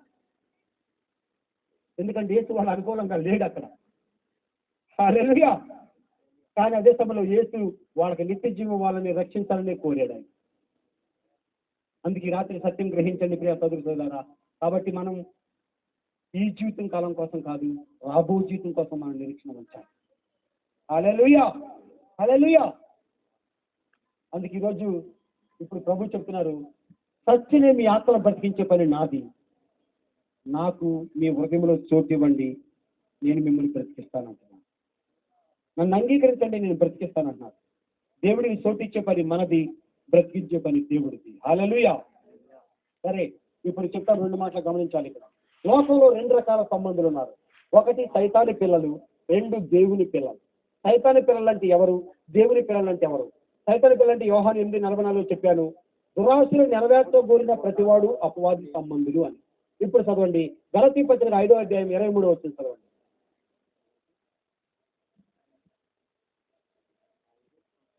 ఇట్టి విరోధమైన నియమం ఏది లేదు, ఇట్టి వాటికి విరోధమైన నియమం ఏది లేదు. క్రీస్తు సంబంధులు వీళ్ళు ఎవరి సంబంధులండి? క్రీస్తు యేసు సంబంధులు. శరీరమును దాని ఇచ్చలతోను దురాశలతోను సిలువ వేసి ఉన్నారు. హల్లెలూయా, హల్లెలూయా. అందరూ గమనించాలి, ఇక్కడ అందరిలో దురాశలు ఉంటున్నాయి. దురాశ లేని మనుషుడు ఎవరు లేరు. కానీ అందరిలో దురాశలు ఉన్నాయి. కానీ దురాశల పట్ల రెండు వైఖరులు. ఒకటి, దురాశలు తీరాలని కోరేవాళ్ళు ఉన్నారు. రెండు, నాలో ఉన్న దురాశలు సావాలని కోరేవాళ్ళు ఉన్నారు. దురాశ తీరాలని కోరేవాళ్ళు సైతాని పిల్లలు, దురాశలు సావాలని కోరేవాళ్ళు దేవుని పిల్లలు. యోహాను 8:44 ప్రకారంగా మీరు తండ్రి దురాశను నెరవేర్చబోతున్నారు కనుక మీరు అపవాది సంబంధులు అని చెప్పారు ఆ వాక్యంలో. ఇప్పుడు గలతీ 5:23 చెప్తున్నాం, క్రీస్తు యేసు సంబంధులు శరీరమును దాని ఇచ్చలతోను దురాశలతోనూ సిలువేసి ఉన్నారు అని చెప్తున్నాం. హల్లెలూయా. అంటే దాని అర్థం, నాలో కూడా దురాశలని, అప్పుడు నా దురాశలన్నీ కూడా క్రీస్తు కూడా సిలువేసి, క్రీస్తు ఏ విధంగా సిలువలో చనిపోతున్నాడో మన దురాశలు కూడా సిలువలో చస్తుంది కనుక వాటి సంపుతమే క్రీస్తు సంబంధులకు పని. అంటే నెరవేర్చబడిన వాడు నాశలన్నీ తీరాలి అంటే అపవాది సంబంధి, నాలో ఉన్న ఆశలన్నీ సావాలి అంటే క్రీస్తు సంబంధి. ఆశలన్నీ తీరాలన్న మనసు పోయి నా ఆశలన్నీ సావాలన్న మనసు రావడమే మారు మనసు. ఇప్పుడు చెప్పండి, ఎంతమందికి ఉందండి ఈ మారు మనసు? మీ ఆశలన్నీ చంపుతాడు వేసే దగ్గర రమ్మంటే ఎవరు వస్తారండి? అసలు మీ ఆశలను చంపేస్తాడు వేసి నమ్ముకుంటే ఇప్పుడు ఎవరు నమ్ముకుంటారండి? ఎవరు లేరా? మరి వేసే దగ్గర అయితే మీరు అనుకుని చేసి పెట్టేస్తారంటే అందరూ వచ్చేస్తారు. హల్లెలూయా. ఒకసారి 5,000 మంది వచ్చేసారు, రొట్టెలు తిన్నారు. తెల్లవారు మళ్ళీ ఇంకొక 5,000 పట్టుకొచ్చారు. అప్పుడు యేసు ప్రభు వాళ్ళకి ప్రోత్సహించరా, ఖండించారు. అయ్యా, మీరు ఎందుకు వచ్చారో నాకు తెలుసు. సముద్రం కూడా దాటి తండ్రి పిల్లలను కూడా పట్టుకుని ఎంత దూరం వచ్చామని మీరు చెప్తున్నారు కదా, నేను చెప్తాను వినండి. నిన్న రొట్టెలు పెట్టాను, తిన్నారు. ఇవాళ కూడా రొట్టెలతో ఉంటేనే మీరు ఎంత దూరం వచ్చారు. కాబట్టి నేను ఇచ్చే రొట్టెల కోసం రాకండి, పరలోకంలో దిగి వచ్చిన అసలైన జీవపు రొట్టెని నేనేనయ్యా. నేను పెట్టిన రొట్టెలు తిన్నా మీరు చచ్చిపోతారు, కానీ నన్ను తింటే ఎప్పుడు మీరు చచ్చిపోరాయి అని చెప్పి. అందుకే క్షయమైన ఆహారం కొరకు కష్టపడకూడి, నిత్య జీవం కలుగ చేసే అక్షయమైన ఆహారం కొరకు కష్టపడి, అది మనిషి కుమారుడు మీకు ఇచ్చిన, అది నేనే ఆ జీవపు రొట్టె అన్నారు. అంటే దాని అర్థం, నేను ఇచ్చే రొట్టెలు కావాలని ఎంత దూరం వస్తున్నారు, కానీ నేను కావాలని ఎంతమంది వచ్చారు చెప్పండి అమ్మ. లేదా? హల్లెలూయా. అదే ఇప్పుడు మనకు కనుక 5 రొట్టెలు 5,000 మంది పంచిపెట్టే వరం దొరికింది అనుకోండి, దీన్ని ఆపుతామా, కంటిన్యూ చేస్తామా? ఇవాళ 5,000 పెట్టాను, రేపు ఇంకొక 5,000 10,000 వస్తారు, మళ్ళీ పెట్టాను 20,000 వస్తారు, మళ్ళీ పెట్టాను 40,000 వస్తారు. ఆఖరికి ఇక్కడ రేపు నాది పెద్ద సగం అయిపోతుంది, ఫుల్ డబ్బు వచ్చాను. దాన్ని ఆపుతానా నేను? ఆపని. యేసుప్రభు ఒకసారి పెట్టారు, రెండోసారి వస్తే ఆ రొట్టెలు పెట్టేసి స్టాప్ చేసేసి, అది కాదు కావాల్సింది, ఇది దీనికోసం రండి, ఆ నిత్య జీవం నేనే, ఆ జీవపు రొట్టె నేనే, నేను కావాలని రండి, కానీ నేను ఇచ్చే రొట్టెల కోసం రావద్దు అన్నాడు. మనమైతే ఆపుతామండి? ఇదే నడిపి అంటామా? చెప్పరే. హల్లెలూయా, హల్లెలూయా. అందుకే ప్రియ సోదరి సోదరులారా, ఇప్పుడు గమనించండి, మనకు ఇప్పుడు కావాల్సింది నిత్య జీవం. అందుకు ఇప్పుడు ఆ ప్రభువుని మన లోపలికి అంగీకరించాలి. అందుకే 2 రకాల సంబంధులు ఉన్నారు, క్రీస్తు సంబంధులు ఉన్నారు, అపవాది సంబంధులు ఉన్నారు. యోహాను 8:44 ప్రకారంగా దురాశ నెరవేర్చగోరినవాడు అపవాది సంబంధి. గలతీ 5:23 ప్రకారంగా తన దురాశని ఇచ్చిని చంపుకోగోరినవాడు క్రీస్తు సంబంధి. ఇప్పుడు మీ ఆశలు తీరాలని కోరుతున్నారా, అవి సావాలని కోరుతున్నారా? మీ మనస్తత్వం ఏంటి? దాన్ని బట్టి మీకు యేసు మనసా అపవాది మనసా తీర్పు తీర్చుకోవచ్చు. ఈ రాత్రి 2 వాక్యాల మీద మీ మనసును పెట్టి, మీరు దేవుడి సంబంధులా అపవాది సంబంధులా, ఈ వాక్యంతో మీరు ఇప్పుడు తీర్పు తీర్చుకోవచ్చు. ఒకవేళ ఇంకా అపవాది సంబంధులుగా ఉంటే ఈ రాత్రి క్రీస్తు సంబంధులుగా మారండి. హల్లెలూయా. అదే సమయంలో పైకి వీళ్ళు యేసు నమ్మిన వాళ్ళే, ఈ జీవితం కూడా క్రీస్తుని నిరీక్షించిన వాళ్ళే, అన్నీ కావాలన్నారు, కానీ వీటిని చంపుకోవాలన్న మనసు లేదు కనుక వీళ్ళే అపవాది సంబంధులు ఆఖరికి యేసుని తీర్చారు. ఈ లెక్కలో ఎంతమంది తేలిపోతారండి? మన ఎక్కడ సాగుతాయి? దేవుడి ముందరికి వెళ్ళాక మనం ఏమి సాగదు. ఈ వాక్యం పెడతారు, నీ జీవితాన్ని పెడతారు, కలిస్తే లోపలికి అంటారు, లేకపోతే గెట్ అవుట్ అంటారు. అంతే. అప్పుడు అంటారు, ప్రభా నీ నామల మీద దెయ్యాలు వెళ్ళగొట్టాం, రోగులు స్వస్థపరిచాం, అద్భుతాలు చేసాం, సువార్త ప్రకటించాం, ఎంతో గొప్పవాళ్ళుగా మేము పేరు పొందాం. మీరెవరో నాకు తెలియదు, అక్కడ ఉంచేవాళ్ళు అలా గెట్ అవుట్ అంటాడు. అసలు మీరు నాకు పిల్లలే కాదంటాడు ఆయన. అప్పుడు ఏం చేస్తామయ్యా? అదేదో ఆ ఏడుపు అక్కడ ఏడిస్తే లాభం లేదు, అది ఇప్పుడు ఇక్కడ ఏడిస్తే మనకు ప్రయోజనం. హల్లెలూయా, హల్లెలూయా. అందుకే ఇప్పుడు ప్రభు ఒక మాట చెప్తున్నారు, మీ హృదయంలో నాకు చోటు ఇవ్వండి, నన్ను మీ లోపలికి అంగీకరించండి, సత్యని మీ అక్క నేను బ్రతికిస్తాను. హల్లెలూయా. సరే, ఇంకొక మాట కూడా మీకు చెప్తాను, అది కూడా గమనించాలి. ఏంటంటే మనం చూస్తే అపవాది పిల్లలు, క్రీస్తు పిల్లలు అనే 2 రకాల పిల్లల గురించి ఇప్పుడు చెప్పాను. అపవాది పిల్లలందరూ దాని ఆస్తైన నరకంలో ఉంటారు, క్రీస్తు పిల్లలందరూ ఆయన ఆస్తైన పరలోక రాజ్యంలో ఉంటారు. హల్లెలూయా. అందుకే ఈ రాత్రి మన అపవాది పిల్లలుగా ఉండి క్రీస్తు నమ్ముకుంటే లాభం లేదు. ఈ రాత్రి మన క్రీస్తు పిల్లలుగా మనము కలగాలి. హల్లెలూయా. సరే, దీని కొరకు కూడా 2 మాటలు చెప్తాను, అందరూ కూడా గమనించాలి. ఇక్కడ అందరూ కూడా మంచి ధ్యానపరంగా వినండి. బైబిల్లో యోహాను సువార్త 3వ అధ్యాయం 1వ వచనం నుండి 8వ వచనం వరకు చదివితే ఈ విధంగా రాసింది. నికోదేము గురించి అక్కడ కొన్ని మాటలు చెప్పబడి, అందరూ కూడా ఇక్కడ గమనించాలి. చదివించిన సమయం లేదు కాబట్టి నేను చెప్పేస్తున్నాను, అందరూ ఆలకించాలి. యూదుల అధికారి అయిన నికోదేము అనే ఒక పరిసయ్యుడెను. అతను రాత్రి వేళ ఆయన వద్దకు వచ్చి, బోధకుడా, నువ్వు దేవుని వద్ద వచ్చిన బోధకుడు నాకు తెలుసు, దేవుడు మీకు తోడుగా ఉన్నారు, అందుకే మీరు నన్ను అద్భుతాలు ఆశ్చర్యాలు చేస్తున్నారని ఆయన మెచ్చుకున్నారు. అప్పుడు ఆయన అంటున్నాడు, అయ్యా, ఒకడు కొత్తగా జన్మిస్తేనే కానీ దేవుని రాజ్యం చూడలేడని నీతో నిశ్చయంగా చెప్తున్నాను. అందుకు నికోదేము అన్నారు, ముసలివాడైన మనుషుడు 2వ మారు తల్లి గర్భమున వెళ్ళి ఎలాగో జన్మించగలడు అని ఆయన అడిగారు. అప్పుడు యేసుప్రభు అంటున్నారు, ఒకడు నీటి మూలంగా ఆత్మ మూలంగా జన్మిస్తేనే కానీ అతను దేవుని రాజ్యంలో చేరలేడని నీతో నిశ్చయంగా చెప్తున్నాను. శరీరం మూలంగా జన్మించింది శరీరమును, ఆత్మ మూలంగా జన్మించింది ఆత్మనై ఉన్నది. నువ్వు యూదులకు బోధకుడు అయ్యండి, ఈ సంగతులను నువ్వు ఎరగవా అని చెప్పారు. హల్లెలూయా. ఇక నికోదేము గారి గురించి 2 మాటలు చెప్తాను, అందరూ కూడా ధ్యానపరంగా ఇక్కడ వినండి. నికోదేము అంటే ఎవరంటే ఆయన ఒక యూదుడు, ఒక పరిసయ్యుడు, ఒక బోధకుడు, ఒక వృద్ధుడు. హల్లెలూయా. లోకంలో 2 రకాల జనాంగాలు ఉన్నారు. ఒకటి అన్ని జనాంగము, 2 ఇశ్రాయేలీయులు, యూదులు. అన్ని జనాంగానికి ధర్మశాస్త్రం లేదు, నిజమైన దేవుడు లేడు. యూదులకు జీవంగల యెహోవా దేవుడు ఉన్నారు, వాళ్ళకి ధర్మశాస్త్రం ఉంది, వాళ్ళకి నియమాలు, నిష్టలు, ఆజ్ఞలు, కట్టడలు అన్నీ ఉన్నాయి. వాళ్ళు సున్నతాచరించాలి, పుట్టగానే పిల్లలకు పాలు ఇవ్వకుండా, ఓ ఇశ్రాయేలు వినుము, యెహోవాయే దేవుడు, ఆయన కాక వేరొక దేవుడిని పొందకూడదు అని చెప్పి ఆ తర్వాత వాళ్ళ జీవితాన్ని స్టార్ట్ చేపిస్తారు. ఈ విధంగా పుట్టినప్పటి వాక్యాలు విని ధర్మశాస్త్ర ఆజ్ఞలన్నీ పాటించి నిష్టగా బతికే వాళ్ళు ఎవరంటే యూదులు. హల్లెలూయా. కాబట్టి ఇప్పుడు చూడండి, అన్యుల కంటే భక్తి పరంగా నికోదేము యూదులుగా గొప్పవాడు. రెండోది, పరిశీలన వాళ్ళు ఇంకా నిష్ట వాళ్ళు. వాళ్ళు కలర్ బట్టలు వేసుకోరు, అన్ని వాక్యాలు రాసిన బట్టలు వేసుకుంటారు, ఇక్కడ వాక్యాలు రాసుకుంటారు, చేతుల మీద వాక్యాలు రాసుకుంటారు, వీధిలో నిలబడి పెద్ద ప్రార్థన చేస్తారు. బైబిల్ వాళ్ళ ధర్మశాస్త్రంలో ఒక పొల్లు కూడా తప్పకుండా పాటించాలని ఖచ్చితంగా పట్టుకొచ్చేవాళ్ళు. వాళ్ళు యేసు ప్రభు ముఖం కూడా చూడకుండా యేసును కూడా సవాల్ చేసిన వాళ్ళే పరిచయులు. అతడి నికోదేము ఆ పరిచయం తెగ చెందిన వాడంటే యూదుల కంటే కూడా ఇంకా గొప్పవాడు. ఆయన అన్యుల కంటే యూదుడిగా గొప్పవాడు, యూదుల కంటే పరిచయుడిగా గొప్పవాడు. అంతేకాకుండా ఆయన ఒక బోధకుడు కనుక ఇప్పుడు వీళ్ళందరికంటే కూడా వాళ్ళ బోధకుడుగా ఇంకా గొప్పవాడు. అంతేకాకుండా ఆయన ఒక వృద్ధుడు కనుక ఆయన కింద యవనస్తులైన బోధకులు చాలా మంది ఉన్నారు కనుక ఇప్పుడు ఈయన బోధకులకే బోధకుడిగా, పెద్ద బోధకుడిగా. ఈయనంత గొప్పడు ఇంకా భక్తులు ఎవరు లేరు. ఇక అన్యుల కంటే యూదుడిగా గొప్పవాడు, యూదుల కంటే పరిచయుడిగా గొప్పవాడు, పరిచయుల కంటే వాళ్ళ బోధకుడిగా గొప్పవాడు, బోధకులకే వృద్ధుడిగా పెద్ద బోధకుడిగా గొప్పవాడు. ఇక ఆయన అంటున్నారు, ఇంత నేను భక్తి చేశాను, నా వయసు అయిపోయింది, ఇక పండిపోయాను, రేపో మాపో దేవుడి రాజ్యం వెళ్ళిపోతాను అనుకుంటా కూర్చున్నాడు. ఈయన కూర్చుంటే యేసుప్రభు వాళ్ళ ఊరికి వచ్చారు. వినాలందరూ ఇక్కడ, యేసుప్రభు వాళ్ళ ఊరికి వచ్చి ఇప్పుడు అంటున్నారు, ఆయన యేసుప్రభు దగ్గర కూడా వచ్చారు. అందరూ యేసుప్రభు తప్పులు పడుతుంటే, యేసుప్రభుని రకరకాలు దూషిస్తుంటే ఈయన యేసుప్రభు తప్పుల పట్ల యేసుప్రభుని మెచ్చుకుంటున్నాడు. సహజంగా మనం ఒక మనిషిని మెచ్చుకుంటే వాళ్ళు మనం మెచ్చుకుంటారు, ఒకరిని తిడితే వాళ్ళు మనం తిడతారు. యేసుప్రభు నికోదేము మెచ్చుకున్నప్పుడు మరి యేసుక్రీస్తు కూడా నికోదేముని మెచ్చుకోవాలి కదా. అయ్యా నికోదేము, నీలాంటి గొప్పవాడు అసలు యోధా మాత్రం లేడయ్యా, నువ్వు ఎంత పెద్ద బోధకులుగా బోధకుడు అని మెచ్చుకోవాల్సిన యోగ్యతలున్న యేసుప్రభు అయ్యేది చూడకుండా అంటున్నాడు.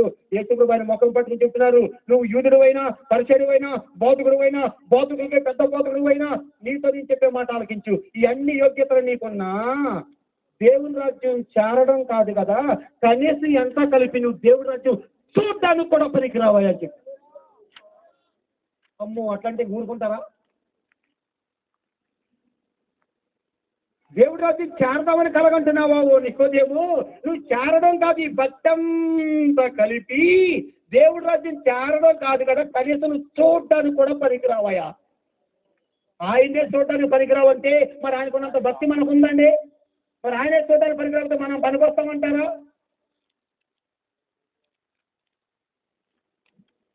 అని చెప్పారు. అప్పుడు ఇక ఆ దేవుడి రాజ్యం ఎట్లా చేరాలని చెప్తున్నారు. ఒకడు కొత్తగా జన్మిస్తేనే కానీ దేవుని రాజ్యం చేరలేదని నీతో నిశ్చయం చెప్తున్నాను. అక్కడ నీటి మూలంగా ఆత్మ మూలంగా జన్మించాలంటే వాక్యం ద్వారా పరిశుద్ధాత్మ ద్వారా జన్మిస్తేనే కానీ దేవుడి రాజ్యం చేరలేదని నీతో నిశ్చయం చెప్తున్నాను అన్న. సరే, ఇప్పుడు ఇక్కడ జన్మించుట అనే ఒక మాట కోసం నేను ఈ మాట చెప్తున్నానండి. అందరూ కూడా గ్రహించాలి. పిల్లలు అనే మాట మారితే పిల్లలు ఎవరు, పుడితే పిల్లలు అవుతారని చెప్తున్నాను.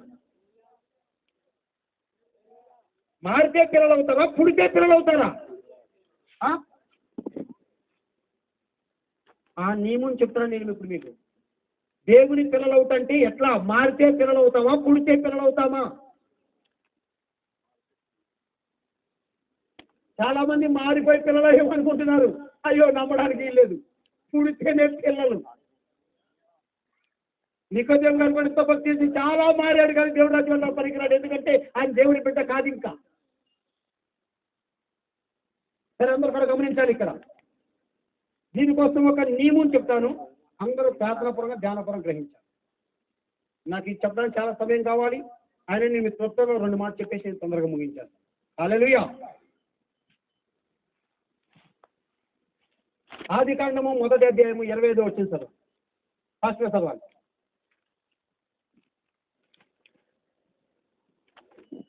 దేవుడు ఆయా జాతుల ప్రకారము అడవి జంతువులను, ఆయా జాతుల ప్రకారము పశువులను, ఆయా జాతుల ప్రకారము నేలన ప్రాకు ప్రతి పురుగును చేసెను.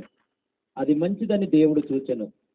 దేవుడు మన స్వరూపమందు మన పోలిక చొప్పున నరులను చేయుదము. చాలు. అందరు ఇక్కడ వినండి. దేవుడు ఈ సృష్టిని సృష్టించినప్పుడు ఈ సృష్టి మొత్తానికి కూడా ఒక సృష్టి నియమము అనేది ఉందండి. అందరు వినాలి. ఇక్కడ సృష్టి నియమం అంటారు దీన్ని. ఆ నియమాన్ని బట్టి ఈ సృష్టి అంతా నడుస్తుంది. హల్లెలూయా. అందరు ఇక్కడ వినండి.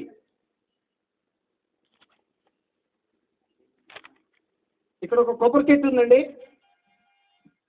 ఈ కొబ్బరి చెట్టు ఇప్పుడు నేను చెప్తున్నాను ఏంటంటే, ఓ కొబ్బరి చెట్టు, ఎంతకాలం నువ్వు కొబ్బరికాయలు కాసావు, మంచి చెట్టువే.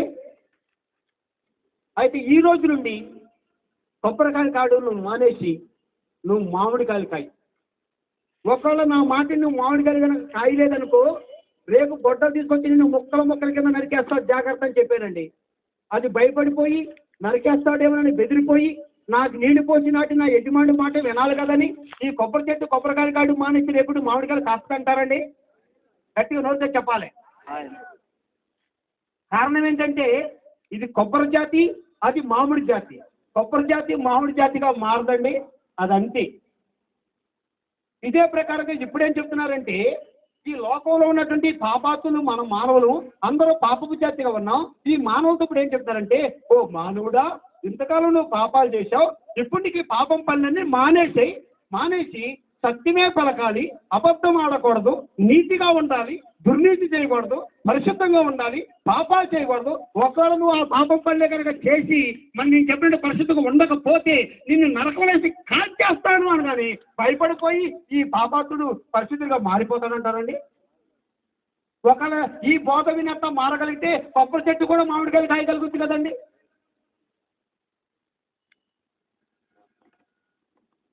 చూసే మంచి మాటలు తీవ్రంగా ఉంది, కానీ మారడం మాత్రం అసాధ్యంగా ఉంది. హల్లెలూయా. హల్లెలూయా.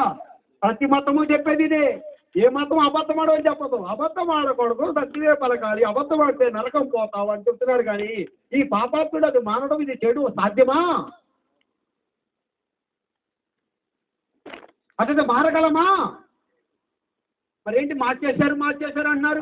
మీరే మారిపోయాం అన్నారు. ఇక్కడ మారేది ఏమి లేదండి. మారితే మీ అలవాట్లు మారొచ్చు, మీ మతాలు మారొచ్చు, మీ కులాలు మారొచ్చు, మీ పద్ధతులు మారొచ్చు, కానీ మీ జన్మం మారదు. హల్లెలూయా. మూలానికి రావాలి, మూలానికి రావాలి. మనం పై విషయాలకైతే లాభం లేదు. ఇప్పుడు మొదటి కొట్టాం, రేపు నుండి ఇంకా లోతుగా చెప్తా. హల్లెలూయా. సరే, ఇక్కడ అందరూ గమనించాలి. ఇంకో మాట కూడా మీకు చెప్తాను, గ్రహించండి. ఇప్పుడు ఇంటిలో ఎర్రసీమలు ఉన్నాయండి. ఒక మూలన పుట్టబెట్టిన ఒక 1000 ఎర్రసీమలు ఉన్నాయి. ఆ ఎర్రసీమలు ఏమంటాయంటే, అయ్యా మమ్మల్ని దేవుడు సీమ జాతిగా పుట్టించాడు. సీమలు అంటే ఎవరికి భయం లేదు, లెక్కలేదు. సంటి పిల్లలు కూడా కాలేజీ ఒకసారి నడిపితే మొత్తం 1000 చచ్చిపోతున్నాం. మీ ఎవరి జోలికి వెళ్ళమని మమ్మల్ని చంపేస్తున్నారు, అందుకే మేము సేవల్లాగా ఉండొద్దు, మేము మారిపోవాలనుకున్నామండి అని. అమ్మ సేవలను మరి ఎట్లా మారుతారనుకున్నారంటే మేము పులుల్లాగా మారిపోవాలనుకున్నామండి అమ్మ అని. ఇప్పుడు ఆ ఎర్ర సేవలు కూడా పులుల్లాగా మారిపోయినాయి అనుకోండి. ఇప్పుడు మీ ఇంట్లో ఎన్ని పులులు ఉంటాయి? 1000 పులులు అయిపోయినాయి. మరి 1000 పులులు అయిపోతే మీరు ఎక్కడ ఉంటారు? ఉంటారు తినేస్తాయా? అప్పుడు ఈ ఊరు ఉంటుందా? తినేస్తుందా? అట్లని ఇంట్లో సీమలు మారగలిగితే పక్కింట్లో సీమలు మారవా? సృష్టిలో ఉన్న సీమలన్నీ మారవా? అట్లా మారితే సృష్టి నడుస్తుందంటావా? ఒక క్షణంలో అవుట్ అయిపోతా. చెప్పాలండి, సీమల పుల్లుగా మారితే సృష్టి ఉంటుందా? అవుతా. అందుకే సృష్టి నియమం ఇది. ఎన్ని సంవత్సరాలు గడిచినా సేమ జాతి, పులి జాతి, కొబ్బరి జాతి, మామిడి జాతి. అందుకే దేవుడు అక్కడ అంటారు, సృష్టించేటప్పుడు ఏమన్నారు? ఆయా జాతుల ప్రకారంగా పురుగులను, ఆయా జాతుల ప్రకారం అడవి మృగములను, ఆయా జాతుల ప్రకారంగా జలచరములను, ఆయా జాతుల ప్రకారం పక్షులను, జీవం కలిగిన వాటిని భూమి పుట్టించిన దాకా పలకగా ఆ ప్రకారం ఆయను. అక్కడ ఆయా జాతుల ప్రకారం అనే మాట ఎందుకు వస్తారంటే ఈ జాతి ఆ జాతిగా మారదు. ఇక నేను పుట్టించేటప్పుడు ఈ నియమంలో పుట్టిస్తున్నా కనుక ఎంతకాలమన్నా సేమల జాతే, పురుగుల జాతే, సింహాల జాతే, కొబ్బరి జాతే, మామిడి జాతే. అది మారదు. అట్లా మారితే సృష్టి నడవదు అని ఆ నియమాన్ని పెట్టి సృష్టిలో పుట్టించారు కనుక ఇన్ని కోట్ల జీవరాశులు ఉన్నా కూడా సృష్టి అట్లా నడుస్తుందండి. ఆ సృష్టి నియమంలో ఒక్కటి మారితే సృష్టి ఒక్క క్షణంలో అయిపోతుంది. ఇప్పుడు అర్థమైంది ఏమన్నా?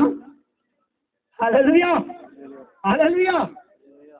అట్లయితే ఇవన్నీ పుట్టించిన దేవుడు నరుని దగ్గరికి వచ్చారు అంటున్నాడు. ఏమన్నాడంటే ఆయా జాతుల ప్రకారం నరులు కలిగిన కనకుండా మన పోలికలో మన స్వరూపమందు నరుణ్ణి చేయడము.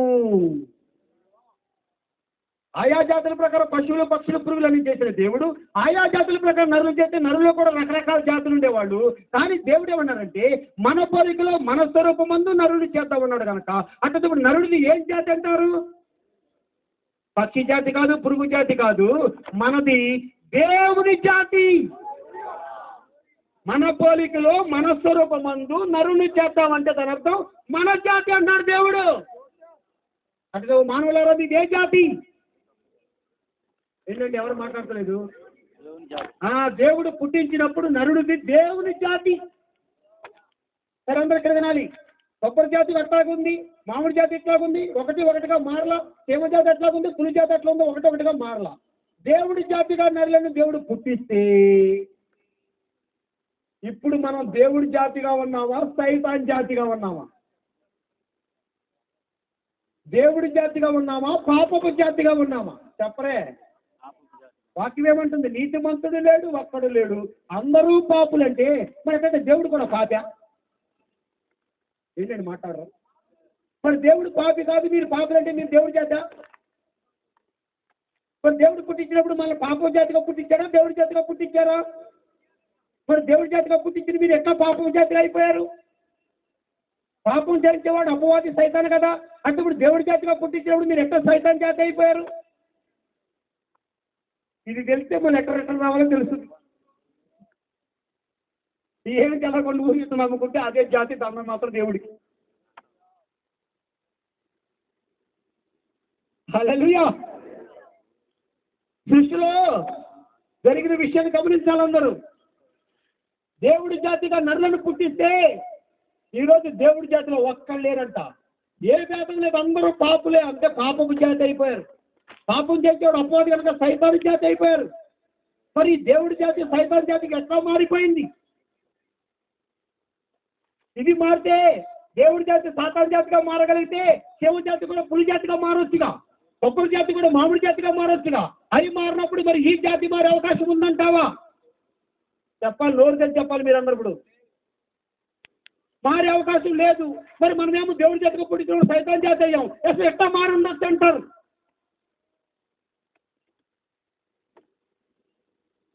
ఏంటండి దేవుని పిల్లలు ఎవరు ఎట్టగో చెప్తున్నా. ఇక్కడ సైతాన్ అన్న లాభం లేదు, ఆదాం అన్న లాభం లేదు.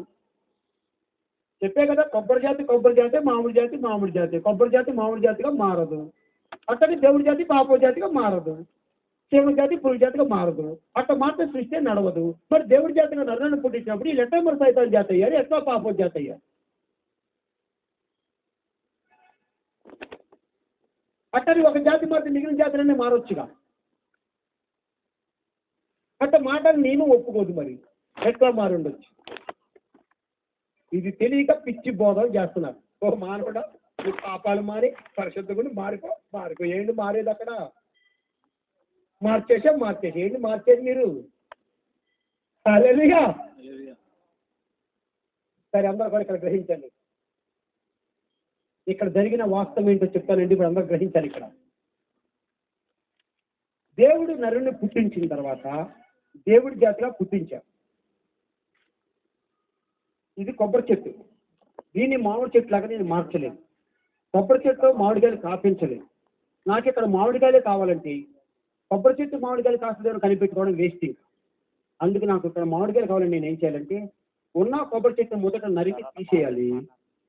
అక్కడ ఒక మామిడి విత్తనాన్ని నాటితే మామిడి చెట్టు మొలుస్తుంది. అది నేను కోరుకున్న మామిడికాయలు కాస్తుంది. అంటే నేను కొబ్బరి చెట్టు మామిడి చెట్టుగా మార్చలేదు. ఉన్న కొబ్బరి చెట్టుని తీసేసి అక్కడ లేని మామిడి చెట్టుని నాటేనమాట. అక్కడ ఈ చెట్టు ఆ చెట్టుగా మార్చవా? ఆ జాతిని తీసి ఇంకో కొత్త జాతిని పుట్టించాను అక్కడ. కరెక్టే కదా? హల్లెలూయా. అది ఇప్పుడు గమనించండి. ఇక మరి దేవుడి జాతిగా నరులను పుట్టించి వీళ్ళు ఎట్లా సైతాను జాతి అయ్యారు, ఎట్లా పాపపు జాతి అయ్యారు చెప్తాను గ్రహించాలి. దేవుని జాతిగా పుట్టించి వాడిని ఏదైనా తోటలో పెట్టాడు. వాళ్ళకి జీవవృక్షాన్ని మానవృక్షాన్ని పెట్టారు. ఆ మనవృక్ష పండు తినే రోజున ఏం చెప్పాడంటే, ఓ ఆదామవ్వలారా, ఈ మరణవృక్ష ఫలము తినే రోజున మీరు మారిపోతారు అన్నాడా, మీరు చచ్చిపోతారు అన్నాడా? దొరకని చెప్పాలండి. చచ్చిపోతారు. హల్లెలూయా, హల్లెలూయా. హల్లెలూయా. ఇక్కడ మారేదే లేదు. నేను అందుకే జాగ్రత్త చెప్తున్నాను. ఈ పండు తిన్న దినమున దేవుడి జాతి అయిన మీరు సాతాను జాతిగా మారిపోతారు, జాగ్రత్త. పరిశుద్ధులైన మీరు పాపపు జాతిగా మారిపోతారు, జాగ్రత్త. నా మాట చెప్పలేదు. దేవుడి జాతి అయిన మీరు ఈ పాపం పని చేసిన రోజున మీరు మారిపోతారని చెప్పలేదు, కానీ మీరు చచ్చిపోతారు అని చెప్పారు. అప్పుడు దేవుడి జాతి మారే అవకాశం ఉందా? దేవుడి జాతి చచ్చిపోయే అవకాశం ఉందా? మాట్లాడరండి. దేవుడి జాతి మీరు సాతాను జాతిగా మారిపోతారని చెప్పారా? దేవుడి జాతి మీరు చచ్చిపోతారని చెప్పారా? ఒకవేళ పాపము చేస్తే మీరు చచ్చిపోతారు అని చెప్పారు. అప్పుడు ఈ మాట సాతాను కూడా తెలుసు. ఆహా, దేవుడి జాతిని సాతాను జాతిగా నేను మార్చలేను, అది వ్యర్థం, ఫెయిల్ అయిపోతాను. అందుకే దేవుడి జాతిని సాతాను జాతిగా మార్చలేను, కానీ దేవుడి జాతిని చంపగలను. ఎట్లా చంపగలను? వాళ్ళ చేత నేను పాపం చేపిస్తే గనక ఆ దేవుడి జాతి చచ్చిపోద్ది. అప్పుడు ఏదైనా తోట సాతాను వచ్చింది. ఎందుకు వచ్చింది? దేవుడి జాతిని సాతాను జాతిలాగా మారుద్దామని వచ్చిందా, దేవుడి జాతిని చంపేద్దామని వచ్చిందా? చెప్పాలండి. హల్లెలూయా. మరి మీరేంటి మార్చడానికి వెళ్తున్నారు ఊరూరు? ఏదైనా తోటలోకి వచ్చాడు. సాతాను మార్చడానికి రాలేదయ్యా, చంపడానికి వచ్చాడు. అప్పుడు వారితో పాపం చేపించి వాళ్ళు పాపం చేసిన మరుక్షణంలో వారిలో ఉన్న దేవుని పోలికలో దేవుని స్వరూపంలో సృజించబడిన ఆ దేవుడి జాతిని చంపేసి దురాశ విత్తనాలు వారిలో విత్తినప్పుడు దురాశల నుండి పాప పురుషుడు అనేవాడు పుట్టాడు. వాడే సైతాని జాతి, వాడే పాపపు జాతి. ఇక ఆ పాపాత్ముడి కడుపులో మనందరం పాపాత్ములుగా పుట్టాం. ఇప్పుడు దేవుడి పోలికలో దేవుడి స్వరూపంలో సృజించబడిన ఆ దేవుడి జాతి సాతాను చేపించిన పాపం వలన చచ్చిపోయింది. ఇప్పుడు సాతాను విత్తన దురాశని విత్తనముల నుండి పాప పురుషుడు అనేవాడు పుట్టి వాడే ఇప్పుడు సైతాను జాతి, పాపపు జాతిగా మనలోకి వచ్చాడు. ఇప్పుడు ఈ విధంగా ఏ భేదం లేకుండా లోకమంతా కూడా సైతాన్ జాతితో పాపపు జాతితో నిండిపోయిందయ్యా. ఇది ఇప్పుడు మనం సైతాని పిల్లలం. ఇప్పుడు ఈ సాతాను పిల్లల దగ్గర చెప్తారు, మీరు పాపాలు మానేయండి, పరిశుద్ధంగా ఉండండి, లేకపోతే మిమ్మల్ని నరకంలో వేసేస్తామని వీళ్ళు చెప్తున్నారు. అది వీళ్ళేదో పై కొంచెం అలవాట్లు అయ్యి మారిపోయేసారని వీళ్ళు అంటున్నారు. ఎంతవరకు వాస్తవండి? అంటే నికోదేము గారు కొన్ని ధర్మశాస్త్రం కూడా చెప్తుంది, నువ్వు సున్నతాచరించాలి, 10 ఆజ్ఞలు పాటించాలి, ఇవన్నీ చేయాలంటుంది. సైతాన్ జాతిగా ఉన్నాడు ఆయన ఈ భక్తి అంతా చేస్తే మాత్రం దేవుడి రాజ్యం వెళ్తాడండి? భక్తి బాగుంది, గొప్ప బోధకుడు కూడా అయ్యాడు, కానీ జాతి మాత్రం సైతాన్ జాతి అండి. అదే సమయంలో నేను యూదుడను పరిచయుడను అని చెప్తున్నాడండి. అర్థమవుతుందా లేదా? హల్లెలూయా. మరి ఇప్పుడు దీనికి ఏంటి పరిష్కారం? ఇప్పుడు అందరిలో పాపం జాతి నిండిపోయింది, అందరిలో సాతాను జాతి నిండిపోయింది. ఇట్లా అందరం సాతాను పిల్లలం అయిపోయాం. అట్టయితే ఇప్పుడు మనం ఎవరు దేవుడి రాజ్యం వెళ్ళడానికి దేవుడి పిల్లలు సరిపోము. అట్లా ఇప్పుడు మళ్ళీ ఏం కావాలి? దేవుడి రాజ్యం వెళ్ళాలంటే ఒకడు కొత్తగా జన్మించాలి. అందుకు ఇప్పుడు ఏం జరిగిందో తెలుసా? దేవుడి జాతిని ఏదైనా తోటలోకి వచ్చిన సాతాను పాపం ద్వారా దేవుడి జాతిని చంపేసి దురాశ ద్వారా సాతాను జాతిని పుట్టించి ఉండగా, లోకమంతా సాతాను జాతితో పాపం జాతి నిండిపోయి ఉండగా, ఇలాంటి సాతాను జాతి మధ్యలోనికి దేవుని జాతి దిగి వచ్చారు. ఆయన ప్రభుని యేసు క్రీస్తు. లోకమంతా సైతాన్ జాతి పాప జాతి నిండిపోయి ఉంటే దీని మధ్యలోనికి ఒక్క ఆయన దిగొచ్చారు. ఆయన మాత్రమే యేసుక్రీస్తు. ఆయన దేవుని జాతి, దేవుని పోలికలో దేవుని స్వరూపంలో ఉన్న క్రీస్తు ఈ లోకంలోకి వచ్చారు. ఓ యేసయ్యా, మీరెందుకు వచ్చారు ఈ లోకానికి అంటే, సాతాన్ జాతిని ఆశీర్వదించడానికి వచ్చాను, వీళ్ళకి ఇల్లు ఇవ్వడానికి వచ్చాను, వీళ్ళకి స్వస్థత ఇవ్వడానికి వచ్చాను, వీళ్ళకి రొట్టెలు పెట్టడానికి వచ్చాను, వీళ్ళకి ద్రాక్షరసం ఇవ్వడానికి వచ్చాను, వీళ్ళకి మంచి మంచి బోధలు చెప్పడానికి వచ్చాను అంటున్నాడా? ఏదైనా తోటలో కూడా సర్పమా నువ్వెందుకు వచ్చావంటే, ఓహో దేవుని జాతికి మంచి మంచి బోధలు చెప్తాం, వాళ్ళు ఆశీర్వదిద్దాం వచ్చాను అంటున్నాడా? సైతాన్ అన్నాడు, ఈ ఏదైనా తోటలో దేవుని జాతిని చంపేయడానికి వచ్చానని సాతాన్ అంటున్నాడు. ఇదే ప్రకారంగా లోకమంతా సాతాన్ జాతి నిండిపోయి ఉంటే దేవుని జాతిని క్రీస్తు లోకానికి వచ్చి, ఓ యేసయ్యా మీరెందుకు ఇక్కడికి వచ్చావంటే ఆయన అంటున్నాడు, అపవాది క్రియలు లయపరచుటకు దేవుని కుమారుడు ప్రత్యక్షమయ్యాను, పాపమును తీసివేయటకు నేను వచ్చాను. అంటే దాని అర్థం ఏంటో తెలుసా? ఈ నరుల లోపల ఉన్నటువంటి ఈ సాతాను జాతిని, ఈ పాపము జాతిని చంపేయడానికే నేను వచ్చాను అంటున్నాడు ఆయన. మార్చడానికి రాలా. దేవుడి జాతిని చంపి సాతాను జాతిని పుట్టించాడు సాతాను. ఎట్లా? పాపము ద్వారా దేవుడి జాతిని చంపాడు, దురాశ నుండి పాపం జాతిని పుట్టించాడు. అక్కడ దేవుని కుమారుడు క్రీస్తు లోకంలోకి వచ్చి ఈ సాతాను జాతిని చంపడానికి ఆయన మన కొరకు సిలువలో చనిపోయాడు. ఎందుకు సిలువలో చనిపోయారు? మనలో ఉన్న ఈ పాపపు జాతిని, సాతాను జాతిని చంపడానికి క్రీస్తు సిలువలో చనిపోయాడు. ఇదే సిలువ సువార్త. ఇది రక్షించబడుతున్న మనకు దేవుని శక్తి. అందుకే ఈ సువార్తను విశ్వసించి, యేసయ్యా నాలో ఉన్న ఈ సాతాను జాతి బతకడానికి ఇల్లేదయ్యా, ఎంతకాలం అది నా లోపల దాక్కుని ఉంది, ఈ పాపపు జాతి నాలో ఉంది, కాబట్టి ఈరోజు నాలో ఉన్న పాపపు జాతి సావాలి. మీకు మీ పక్కింటోడికి గొడవ వచ్చిందనుకోండి, గొడవలు ఏమంటారు? నువ్వన్న ఉండాలి, నేనన్న ఉండాలి, తీర్చుకుందాం దెబ్బకి, నువ్వన్న బతకాలి, నేనే బతకాలి, అప్పుడు దాన్ని నేను అన్నం తిన్నాం, దెబ్బకి నిద్రపోను, ఎవడొకడో ఎగిరిపోడు రా అన్నావే, అతను పూర్తి చేస్తాది. నాలో దేవుడి చేత ఉండాలి, సాతాను చేత ఉండాలి. ఎవడన్నా ఒకడు కావాలి, ఒకడు బతకాలి. తెచ్చుకొని బ్రతుకులు ఈ రాత్రి.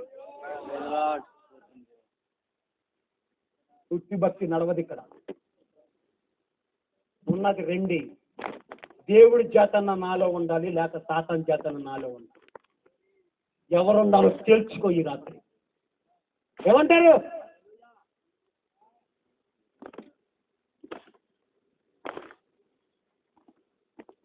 నాలో ఆల్రెడీ సాతాను జాతి ఉంది, వీడు సావాలి, దేవుడి జాతి నాలో పుట్టాలి. ఈ సాతాను జాతిన పాప పురుషుని చంపడానికే క్రీస్తు శిలువలో చనిపోయాడు. అది నేను విశ్వసించి నాలో ఉన్న సాతాను జాతి చంపు ప్రభువా, నీతో కలిసి నేను పాప విషయం చనిపోవడం ఒప్పుకున్నాను అప్పగించినప్పుడు, అప్పుడు సువార్త శక్తి మనలో పనిచేసి మనలో పాప జాతి చంపివేయబడుతుంది. ఆ స్థానంలో క్రీస్తు 3వ దినం తిరిగి లేచారు. ఆ పునరుత్థానం ద్వారా, నూతన జీవం ద్వారా, వాక్యము పరిశుద్ధాత్మ ద్వారా క్రీస్తు దేవుని జాతి మళ్ళీ మనలో జన్మిస్తున్నారు.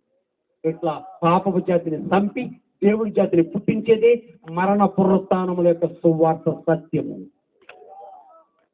మరి ఈ సువార్త ద్వారా మీలో సాతాను జాతి సచ్చిందా? మరి దేవుడి జాతి పుట్టిందా? అయ్యేం లేదు, ఊకే సువార్త సువార్త సువార్త అన్నారు. ఆశీర్వాదాలు, స్వస్థతలు, అద్భుతాలు, జీవెల్లో రమ్మంటున్నారు ఫుల్గా. ఏంటిదయ్యా ఇది? హల్లెలూయా. క్రీస్తు మరణ పునరుత్థానం యొక్క సువార్త ఏమనగా పాపపు జాతిని చంపుట, దేవుని జాతిని పుట్టించుట. ఇదే అందుకని మన నుంచి తిరిగి లేచి ఉన్నాం. ఆయన పాప జాతిని చంపినంటే మరణమైన నిరార్థకం చేసినని, దేవుని జాతిని పుట్టించినంటే అక్షయమైన శాశ్వతమైన జీవమును మనకు అనుగ్రహించినని, ఇదే సువార్త ద్వారా వెలుగులోకి తెచ్చినంటే అర్థం. హల్లెలూయా. ఈ రాత్రి చెప్పండి, ఎవరు ఉండాలనుకుంటారు మీ లోపల? సైతాన్ చేత, దేవుడి చేత? మార్చే ప్రయత్నం చేయకుండా, మార్చుదామని మీరు చచ్చిపోతారు కానీ మాత్రం లోపల మాత్రం మారడండి. మారే ప్రయత్నం చేయకు, మార్చే ప్రయత్నం చేయకు. మారడానికి ప్రార్థన చేయండి అయ్య గారు, మారాలనుకుంటున్నాను అయ్య గారు, నువ్వు కూడా మారిపో, ఇవన్నీ ఉట్టి మాట పక్కన పెట్టు. ఒకరిని చంపు, ఇంకొకరిని పుట్టించు, అంతే. సైతాన్ జాతిని చంపాలి, దేవుడి జాతిని పుట్టించాలి. అది కాకుండా నువ్వుకే మారుద్దాం అంటే మారేదే ఉండదు, జస్ట్ నటన అంతే, రంగు అంతే. హల్లెలూయా, హల్లెలూయా. అర్థమవుతుందా లేదా? ఏమంటారు ఈ రాత్రి? వీళ్ళు ఎవరు ఉండాలనుకున్నారు? దేవుడి చేత, సాతాను చేత? పాపం చేత సావాలి, ఈ సైతాన్ చేత సావాలి, దేవుడి చేత నాలో పుట్టాలి. అందుకు సిలువేబడి యేసు ఈ చంపడానికి కావాలి, దేవుడి చేతను పుట్టించిన తిరిగి లేచిన క్రీస్తు నాకు కావాలని ఈ రాత్రి సువార్తను ఎందరైతే అంగీకరిస్తారో వారిలోకి కార్యం జరుగుతుంది. హల్లెలూయా. అందుకు ఈ రాత్రి ఆ విధంగా అంగీకరించడం ద్వారా మనము దేవుని పిల్లలము అవుతున్నామండి. ఎందరు అంగీకరించిన వారు దేవుని పిల్లలు అవుతారు అన్న మాటకి మీకు చెప్పాను అనమాట. ఎట్లా దేవుని పిల్లలు అవుతాము? మారితయ్యామా, పుడితయ్యామా? కొత్త ఆయన పుట్టాలంటే పాతోడు చావాలి, మరి ఇద్దరు ఉండని అంటే నడవదు. వెలుగు చీకటి కలిసేయండి అసాధ్యం. హల్లెలూయా. అర్థమవుతుందా లేదండి? ఏంటి మరి మన పరిస్థితి ఇప్పుడు ఏంటి? చెప్పడానికి బాగుంది, వినడానికి బాగుంది, జరిగింది అంత చూడండి. సరే, ఒక చిన్న మాట చెప్పేసి నేను ముగిస్తాను, అందరు కూడా గ్రహించాలి. ఎఫెసీ పత్రిక 4:22 సార్.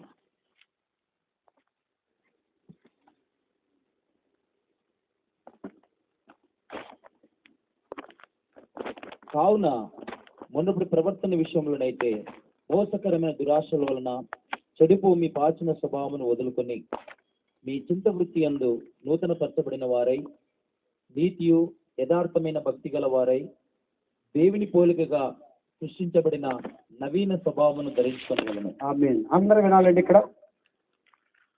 కావున మునుపటి ప్రవర్తన విషయంలోనైతే మోసకరమైన దురాశల వల్ల చెడిపోయిన మీ ప్రాచీన పురుషుని వదులుకొని మీ చిత్తవృత్తి యందు నూతన పరచబడిన వారే నీతి యథార్థమైన భక్తి గల వారే దేవుని పోలికగా సృష్టించబడిన నవీన పురుషుని ధరించుకొనవలెను అని మనం చదువుకున్నాం.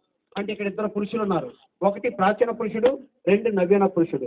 ప్రాచీన పురుషుడు అంటే ఆదాం, నవీన పురుషుడు అంటే క్రీస్తు. ప్రాచీన పురుషుడు అంటే మోసకరమైన దురాశల వలన చెడిపోయిన వాడు. నవీన పురుషుడు అంటే నీతి యథార్థమైన పరిశుద్ధత కలిగిన దేవుని పోలికలో సృష్టించబడిన నవీన పురుషుడు క్రీస్తు. హల్లెలూయా, హల్లెలూయా.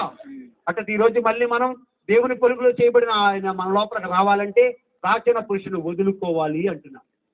అందరూ వినండి ఇక్కడ. ఏసే జీవం అని తెలుసుకున్నాను, ఏసయ్యా నాకు నీవు కావాలని కోరుకున్నాను. ఇప్పుడు ఏసు నా లోపలికి వచ్చినప్పుడే సత్యని ఆత్మ బ్రతుకుడు. అంటే ఇప్పుడు ఏసు నా లోపలికి అంగీకరించాలి. మరి ఏసు నాలో తీసుకుందామంటే ఆల్రెడీ నా లోపల ఎవరున్నారు? మోసకరమైన దురాశల వలన చెడిపోయిన ఈ ప్రాచీన పురుషుడు అనేవాడు నాలో ఉన్నారు.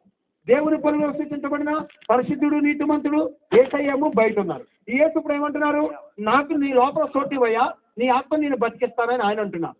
అంటే ఇప్పుడు యేసు ప్రభుకి నాలో చోటు ఇవ్వాలంటే మరి నాలో ఉన్న ఈయన విడిచిపెడితే కానీ అప్పుడు యేసుకి నాలో చోటు దొరుకుతుంది. ఒక నాకు 2 హృదయాలు ఉంటే ప్రాచీన పురుషునికి ఒకటి ఇవ్వచ్చు, నవీన పురుషునికి ఒకటి ఇవ్వచ్చు. ఉన్నది ఒకటే హృదయం. ఉన్న ఒక్క హృదయం ఆల్రెడీ పుట్టినప్పుడు ఈ ప్రాచీన పురుషుడు సైతాన్ చేత వచ్చి నిండిపోయాడు. ఇప్పుడు దేవుని కుమారుడేమో బయట ఉన్నారు. ఈ నాలో వచ్చి నాతో పాపాలు చేపించి ఆత్మను చంపుతున్నాడు. ఎందుకంటే ఈ దురాశపడు, ఈ దురాశపడి నాలోకి వచ్చి ఇప్పుడు నా ఆత్మను చంపేశాడు. అది ఇప్పుడు చెప్పండి, నాకు నరకం పోవాలంటే మరణం పోవాలి, మరణం పోవాలంటే పాపం పోవాలి, పాపం పోవాలంటే ఆ పాపానికి మూలమైన దురాశలు పోవాలి, ఆ దురాశలు పోవాలంటే ఆ దురాశను పుట్టించే ఈ మోసకరమైన దురాశల వల్ల చెడిపోయిన ఈ దురాశపడిన ఈ పాప పురుషుడు పోవాలి. ఇది వేరు. చెట్టు సావాలంటే దాని కొమ్మలన్నీ నరికేస్తే సావదు, దాని వేరు నరికినప్పుడు సత్తది. కొమ్మలు కనబడతాయి కానీ వేర్లు కనబడవు. అన్ని నరికి ఒకే రోజులు పెట్టినా మళ్ళీ ఒక పక్కన సిగరేసుకుని వస్తుంది. అట్లాగే నీ లోపల నీ పైకి కనబడే బీడీలు మానేసిన, సిగరెట్లు మానేసిన, ఆచారాలు మానేసిన, కొన్ని అలవాట్లు మానేసిన, సినిమాలు మానేసిన, కొన్ని విగ్రహాలు తీసేసిన, దైవత్వంతో మార్చి మారిపోయినా నీ లోపల పాసిన పురుషుడు వేరు అట్టాగా ఉన్నాడయ్యా. ఏమంటారు? వాడు లోపలుండి ఆశలు పుట్టిస్తా ఉన్నాడు. అవి తీర్చుకోవడానికి మనం భక్తి చేస్తున్నాం. ఆ తీయటమే పాపము. ఆ పాపాన్ని బట్టి ఆత్మ సచ్చింది, సత్యాత్మకు నరకానికి వెళ్ళాలి రెడీగా ఉంది. ఇప్పుడు నరకం పోవాలంటే మరణం పోవాలి, మరణం పోవాలంటే పాపం పోవాలి, పాపం పోవాలంటే దాని పాపాన్ని మూలమైన దురాశలు పోవాలి, ఆ దురాశలు పోవాలంటే ఆ దురాశలు పుట్టించే ఈ దురాశ పడే పోవాలి. అందుకే దురాశ పడిని వదులుకో అని వాక్యం చెప్తుంది. ఇక్కడ ఉదాహరించింది బీడీలు, సిగరెట్లు, సినిమాలు, పద్ధతులు, విగ్రహాలు అలాంటివి ఇలాంటివి కాదు. అవన్నీ తర్వాత చూద్దాం. ఏరు నరికేస్తే కొమ్మలో గిమ్మలో ఆకులు పూలని అయ్యే ఎండిపోతాయి. డెమండ్ నువ్వు పడాల్సిన అవసరం లేదు, అయ్యే ఎండిపోతాయి. హల్లెలూయా. అన్ని తెంపినా మళ్ళీ చిగురిస్తాయి ఏరు తెంపకపోతే. అందుకే ఇవన్నీ పోవాలంటే ముందు ప్రాచీన పురుషుని వదిలేసుకోవాలి. అందుకే ఏముంది? మోసకరమైన దురాశల వల్ల చెడిపోయిన మీ ప్రాచీన పురుషుని వదులుకో అంటున్నారు. ఎంతమంది వదిలిపెట్టారు ఆయన్ని? హల్లెలూయా.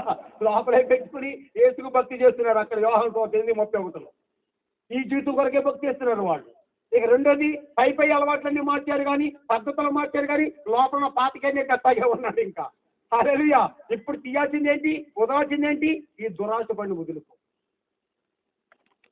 అప్పుడు ఈయన వదిలేస్తే ఈయన రావడానికి చోటు దొరుకుతుంది. మరి ఈ లోపల ఉండగా యేసుప్రభు నాలో చోటు ఉందా? మీకు అర్థం కూడా చెప్తాను, అందరూ కూడా గ్రహించాలి. అందరికీ ధ్యానపరంగానండి. ఒక వ్యక్తి ఉన్నారండి, ఆయన ఉదయం లేచి పనికి వెళ్ళిపోయారు, సాయంత్రం దాకా కష్టపడి పని చేసుకున్నారు. ఇప్పుడు ఆయనకి సాయంత్రం పోయేసరికి ఒక 400 రూపాయలు కూలి వచ్చింది. ఆయన తాగే అలవాటు ఉంది. 400 పెట్టి ఇంత పెద్ద బాటిల్ కొనుక్కొచ్చుకున్నాడు. ఆయన తలుపు వేసేసుకుని తాగేస్తున్నాడు. భార్య పిల్లలు తిన్నారా లేదో చూస్తలే కానీ అనవసరం. ఇక తాగుతూ ఉండగా ఎవరు వచ్చి తలుపు కొట్టారు. ఎవరండి అన్నాడు. నేనే పాస్టర్ గారు అన్నా. సార్ పాస్టర్ గారా? అయ్యగారు మా భార్య పిల్లలు ఎవరు లేరండి, ఇప్పుడే 12 వచ్చండి, రేపు రండి సార్ అన్నాడు. సార్ ఆయన డిస్టర్బెన్స్ చేయడం ఎందుకని పాస్టర్ గారు పాపం వెళ్ళిపోయారు. వెళ్ళి మరుక్షణం మళ్ళీ ఎవరు వచ్చి తలుపు కొట్టారు. ఎవరు అన్నాడు. నేనే రామారావు అన్నాడు. ఆయన కూడా తాగేట ఆయన దోస్తు అనమాట, స్నేహితుడు. అరే నువ్వా రారా, మంచి సమయానికి వచ్చి తలుపు తీసేద్దరు కదా తాగేశారు. ఇప్పుడు చెప్పండి, ఇంటి నేను ఎవరికి చోటు ఇచ్చారు? పాస్టర్ గారు రామారావుగా?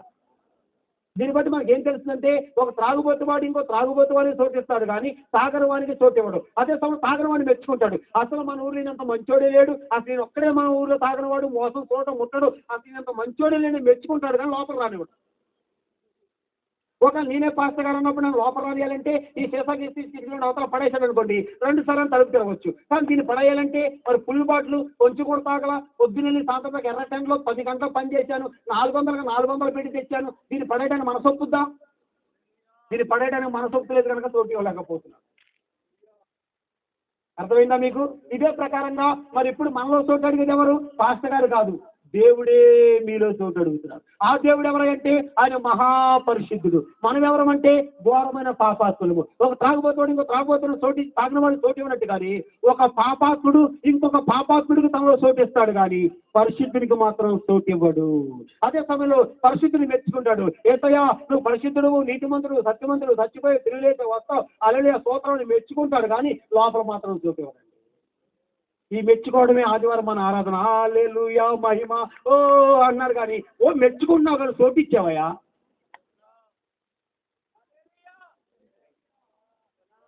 బాగా మెచ్చుకోండి, ఇంకా గట్టిగా మెచ్చుకోండి అంటారు వీళ్ళు కూడా. ఎంత మెచ్చుకుంటే ఏం లాభమయ్యా? హల్లెలూయా. అంటే ఇప్పుడు ఆ పరిశుద్ధునికి నాలో చోటు ఇవ్వాలంటే నాలో ఉన్న పాపాన్ని విడిచిపెట్టాలి. ఏంటి పాపం?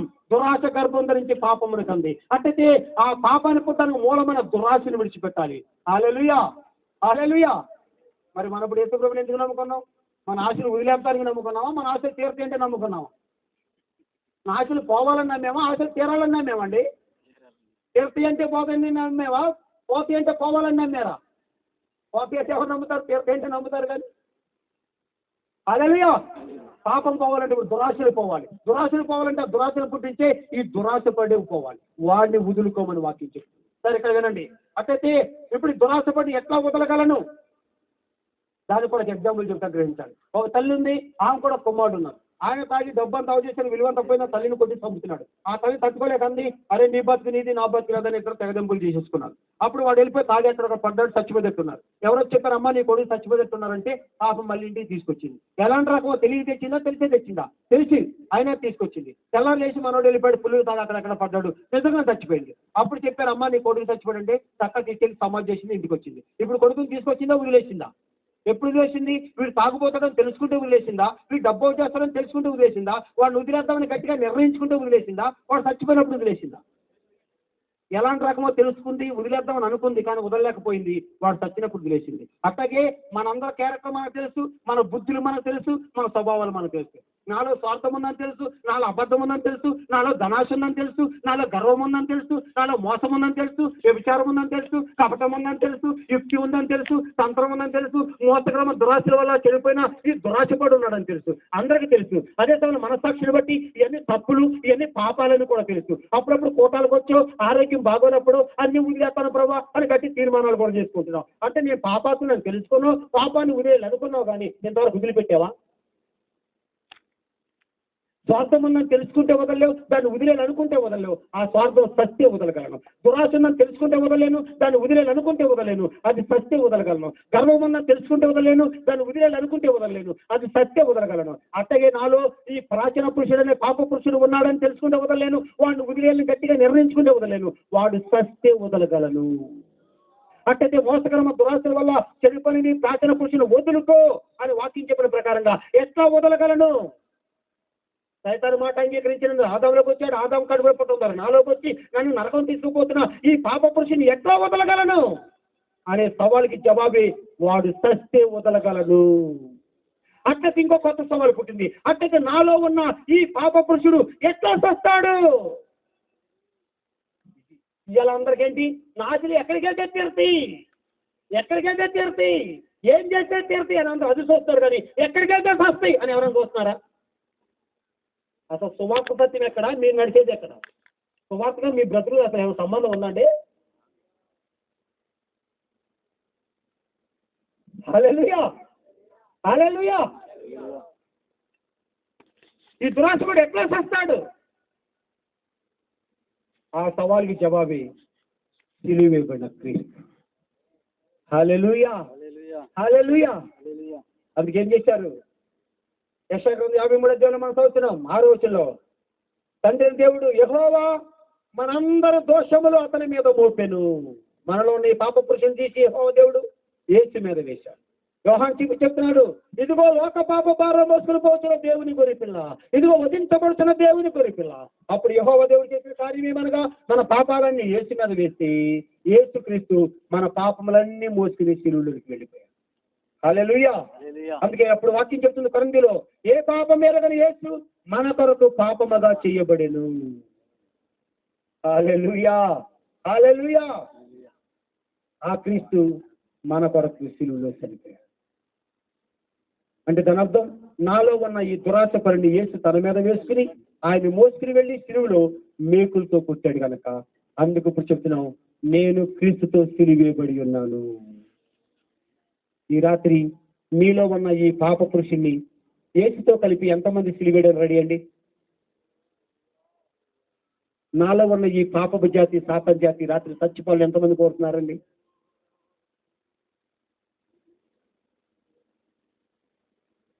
వాడు సస్తేని వాడిని వదలక. హల్లెలూయా. యేసు మరణం యొక్క గొప్ప సంగతి ఏంటో తెలుసా? పేతురు పత్రిక కూడా రాసింది, యేసు మరణంలో కూడా ఆయన గొప్పవాడే. సహజంగా ఈ లోకంలో మరణించే వాళ్ళ గురించి చెప్తే, ఒక బిడ్డలు ఈ లోకంలో పుట్టేటప్పుడు ఎట్లా ఉంటుందంటే, కొంతమంది గర్భంలో ఉండి 2 నెలలు 3 నెలలు పెండంగా ఉండగా పడిపోతారు, అట్లా చచ్చిపోతారు. కొంతమంది పుట్టి పురిట్లోనే చచ్చిపోతారు. కొంతమంది తండ్రి పిల్లలు ఉన్నప్పుడు ఆరోగ్యం బాగోకో పాలేకో ఏదో రోగం వచ్చి వాళ్ళు అటు చచ్చిపోతారు. కొంతమంది మరీ పెద్దోళ్ళైనాక ఏ యాక్సిడెంట్ అయ్యో ప్రమాదంలోనూ వాళ్ళు చచ్చిపోతారు. మరి ఇంకా కొంతమంది పెద్దోళ్ళైనాక ఏ దొంగతనము ఏ తప్పు పనులు చేసి హత్య చేయబడతా ఉంటారు. ఇంకా కొంతమంది ఇంకా పెరిగిన తర్వాత ఏదో ఇంకా రోగం వచ్చి చనిపోతారు. ఇంకా కొంతమంది బాగా వృద్ధులైపోయి ఆయుష్కాలం అంతా నిండిన తర్వాత అట్లా చచ్చిపోతారు. అయితే ఈ లోకంలో చనిపోవడం అంటే ఈ పద్ధతులు ఏదో ఒక లెక్కలో జనాలు చచ్చిపోతారు. ఇది మరణం.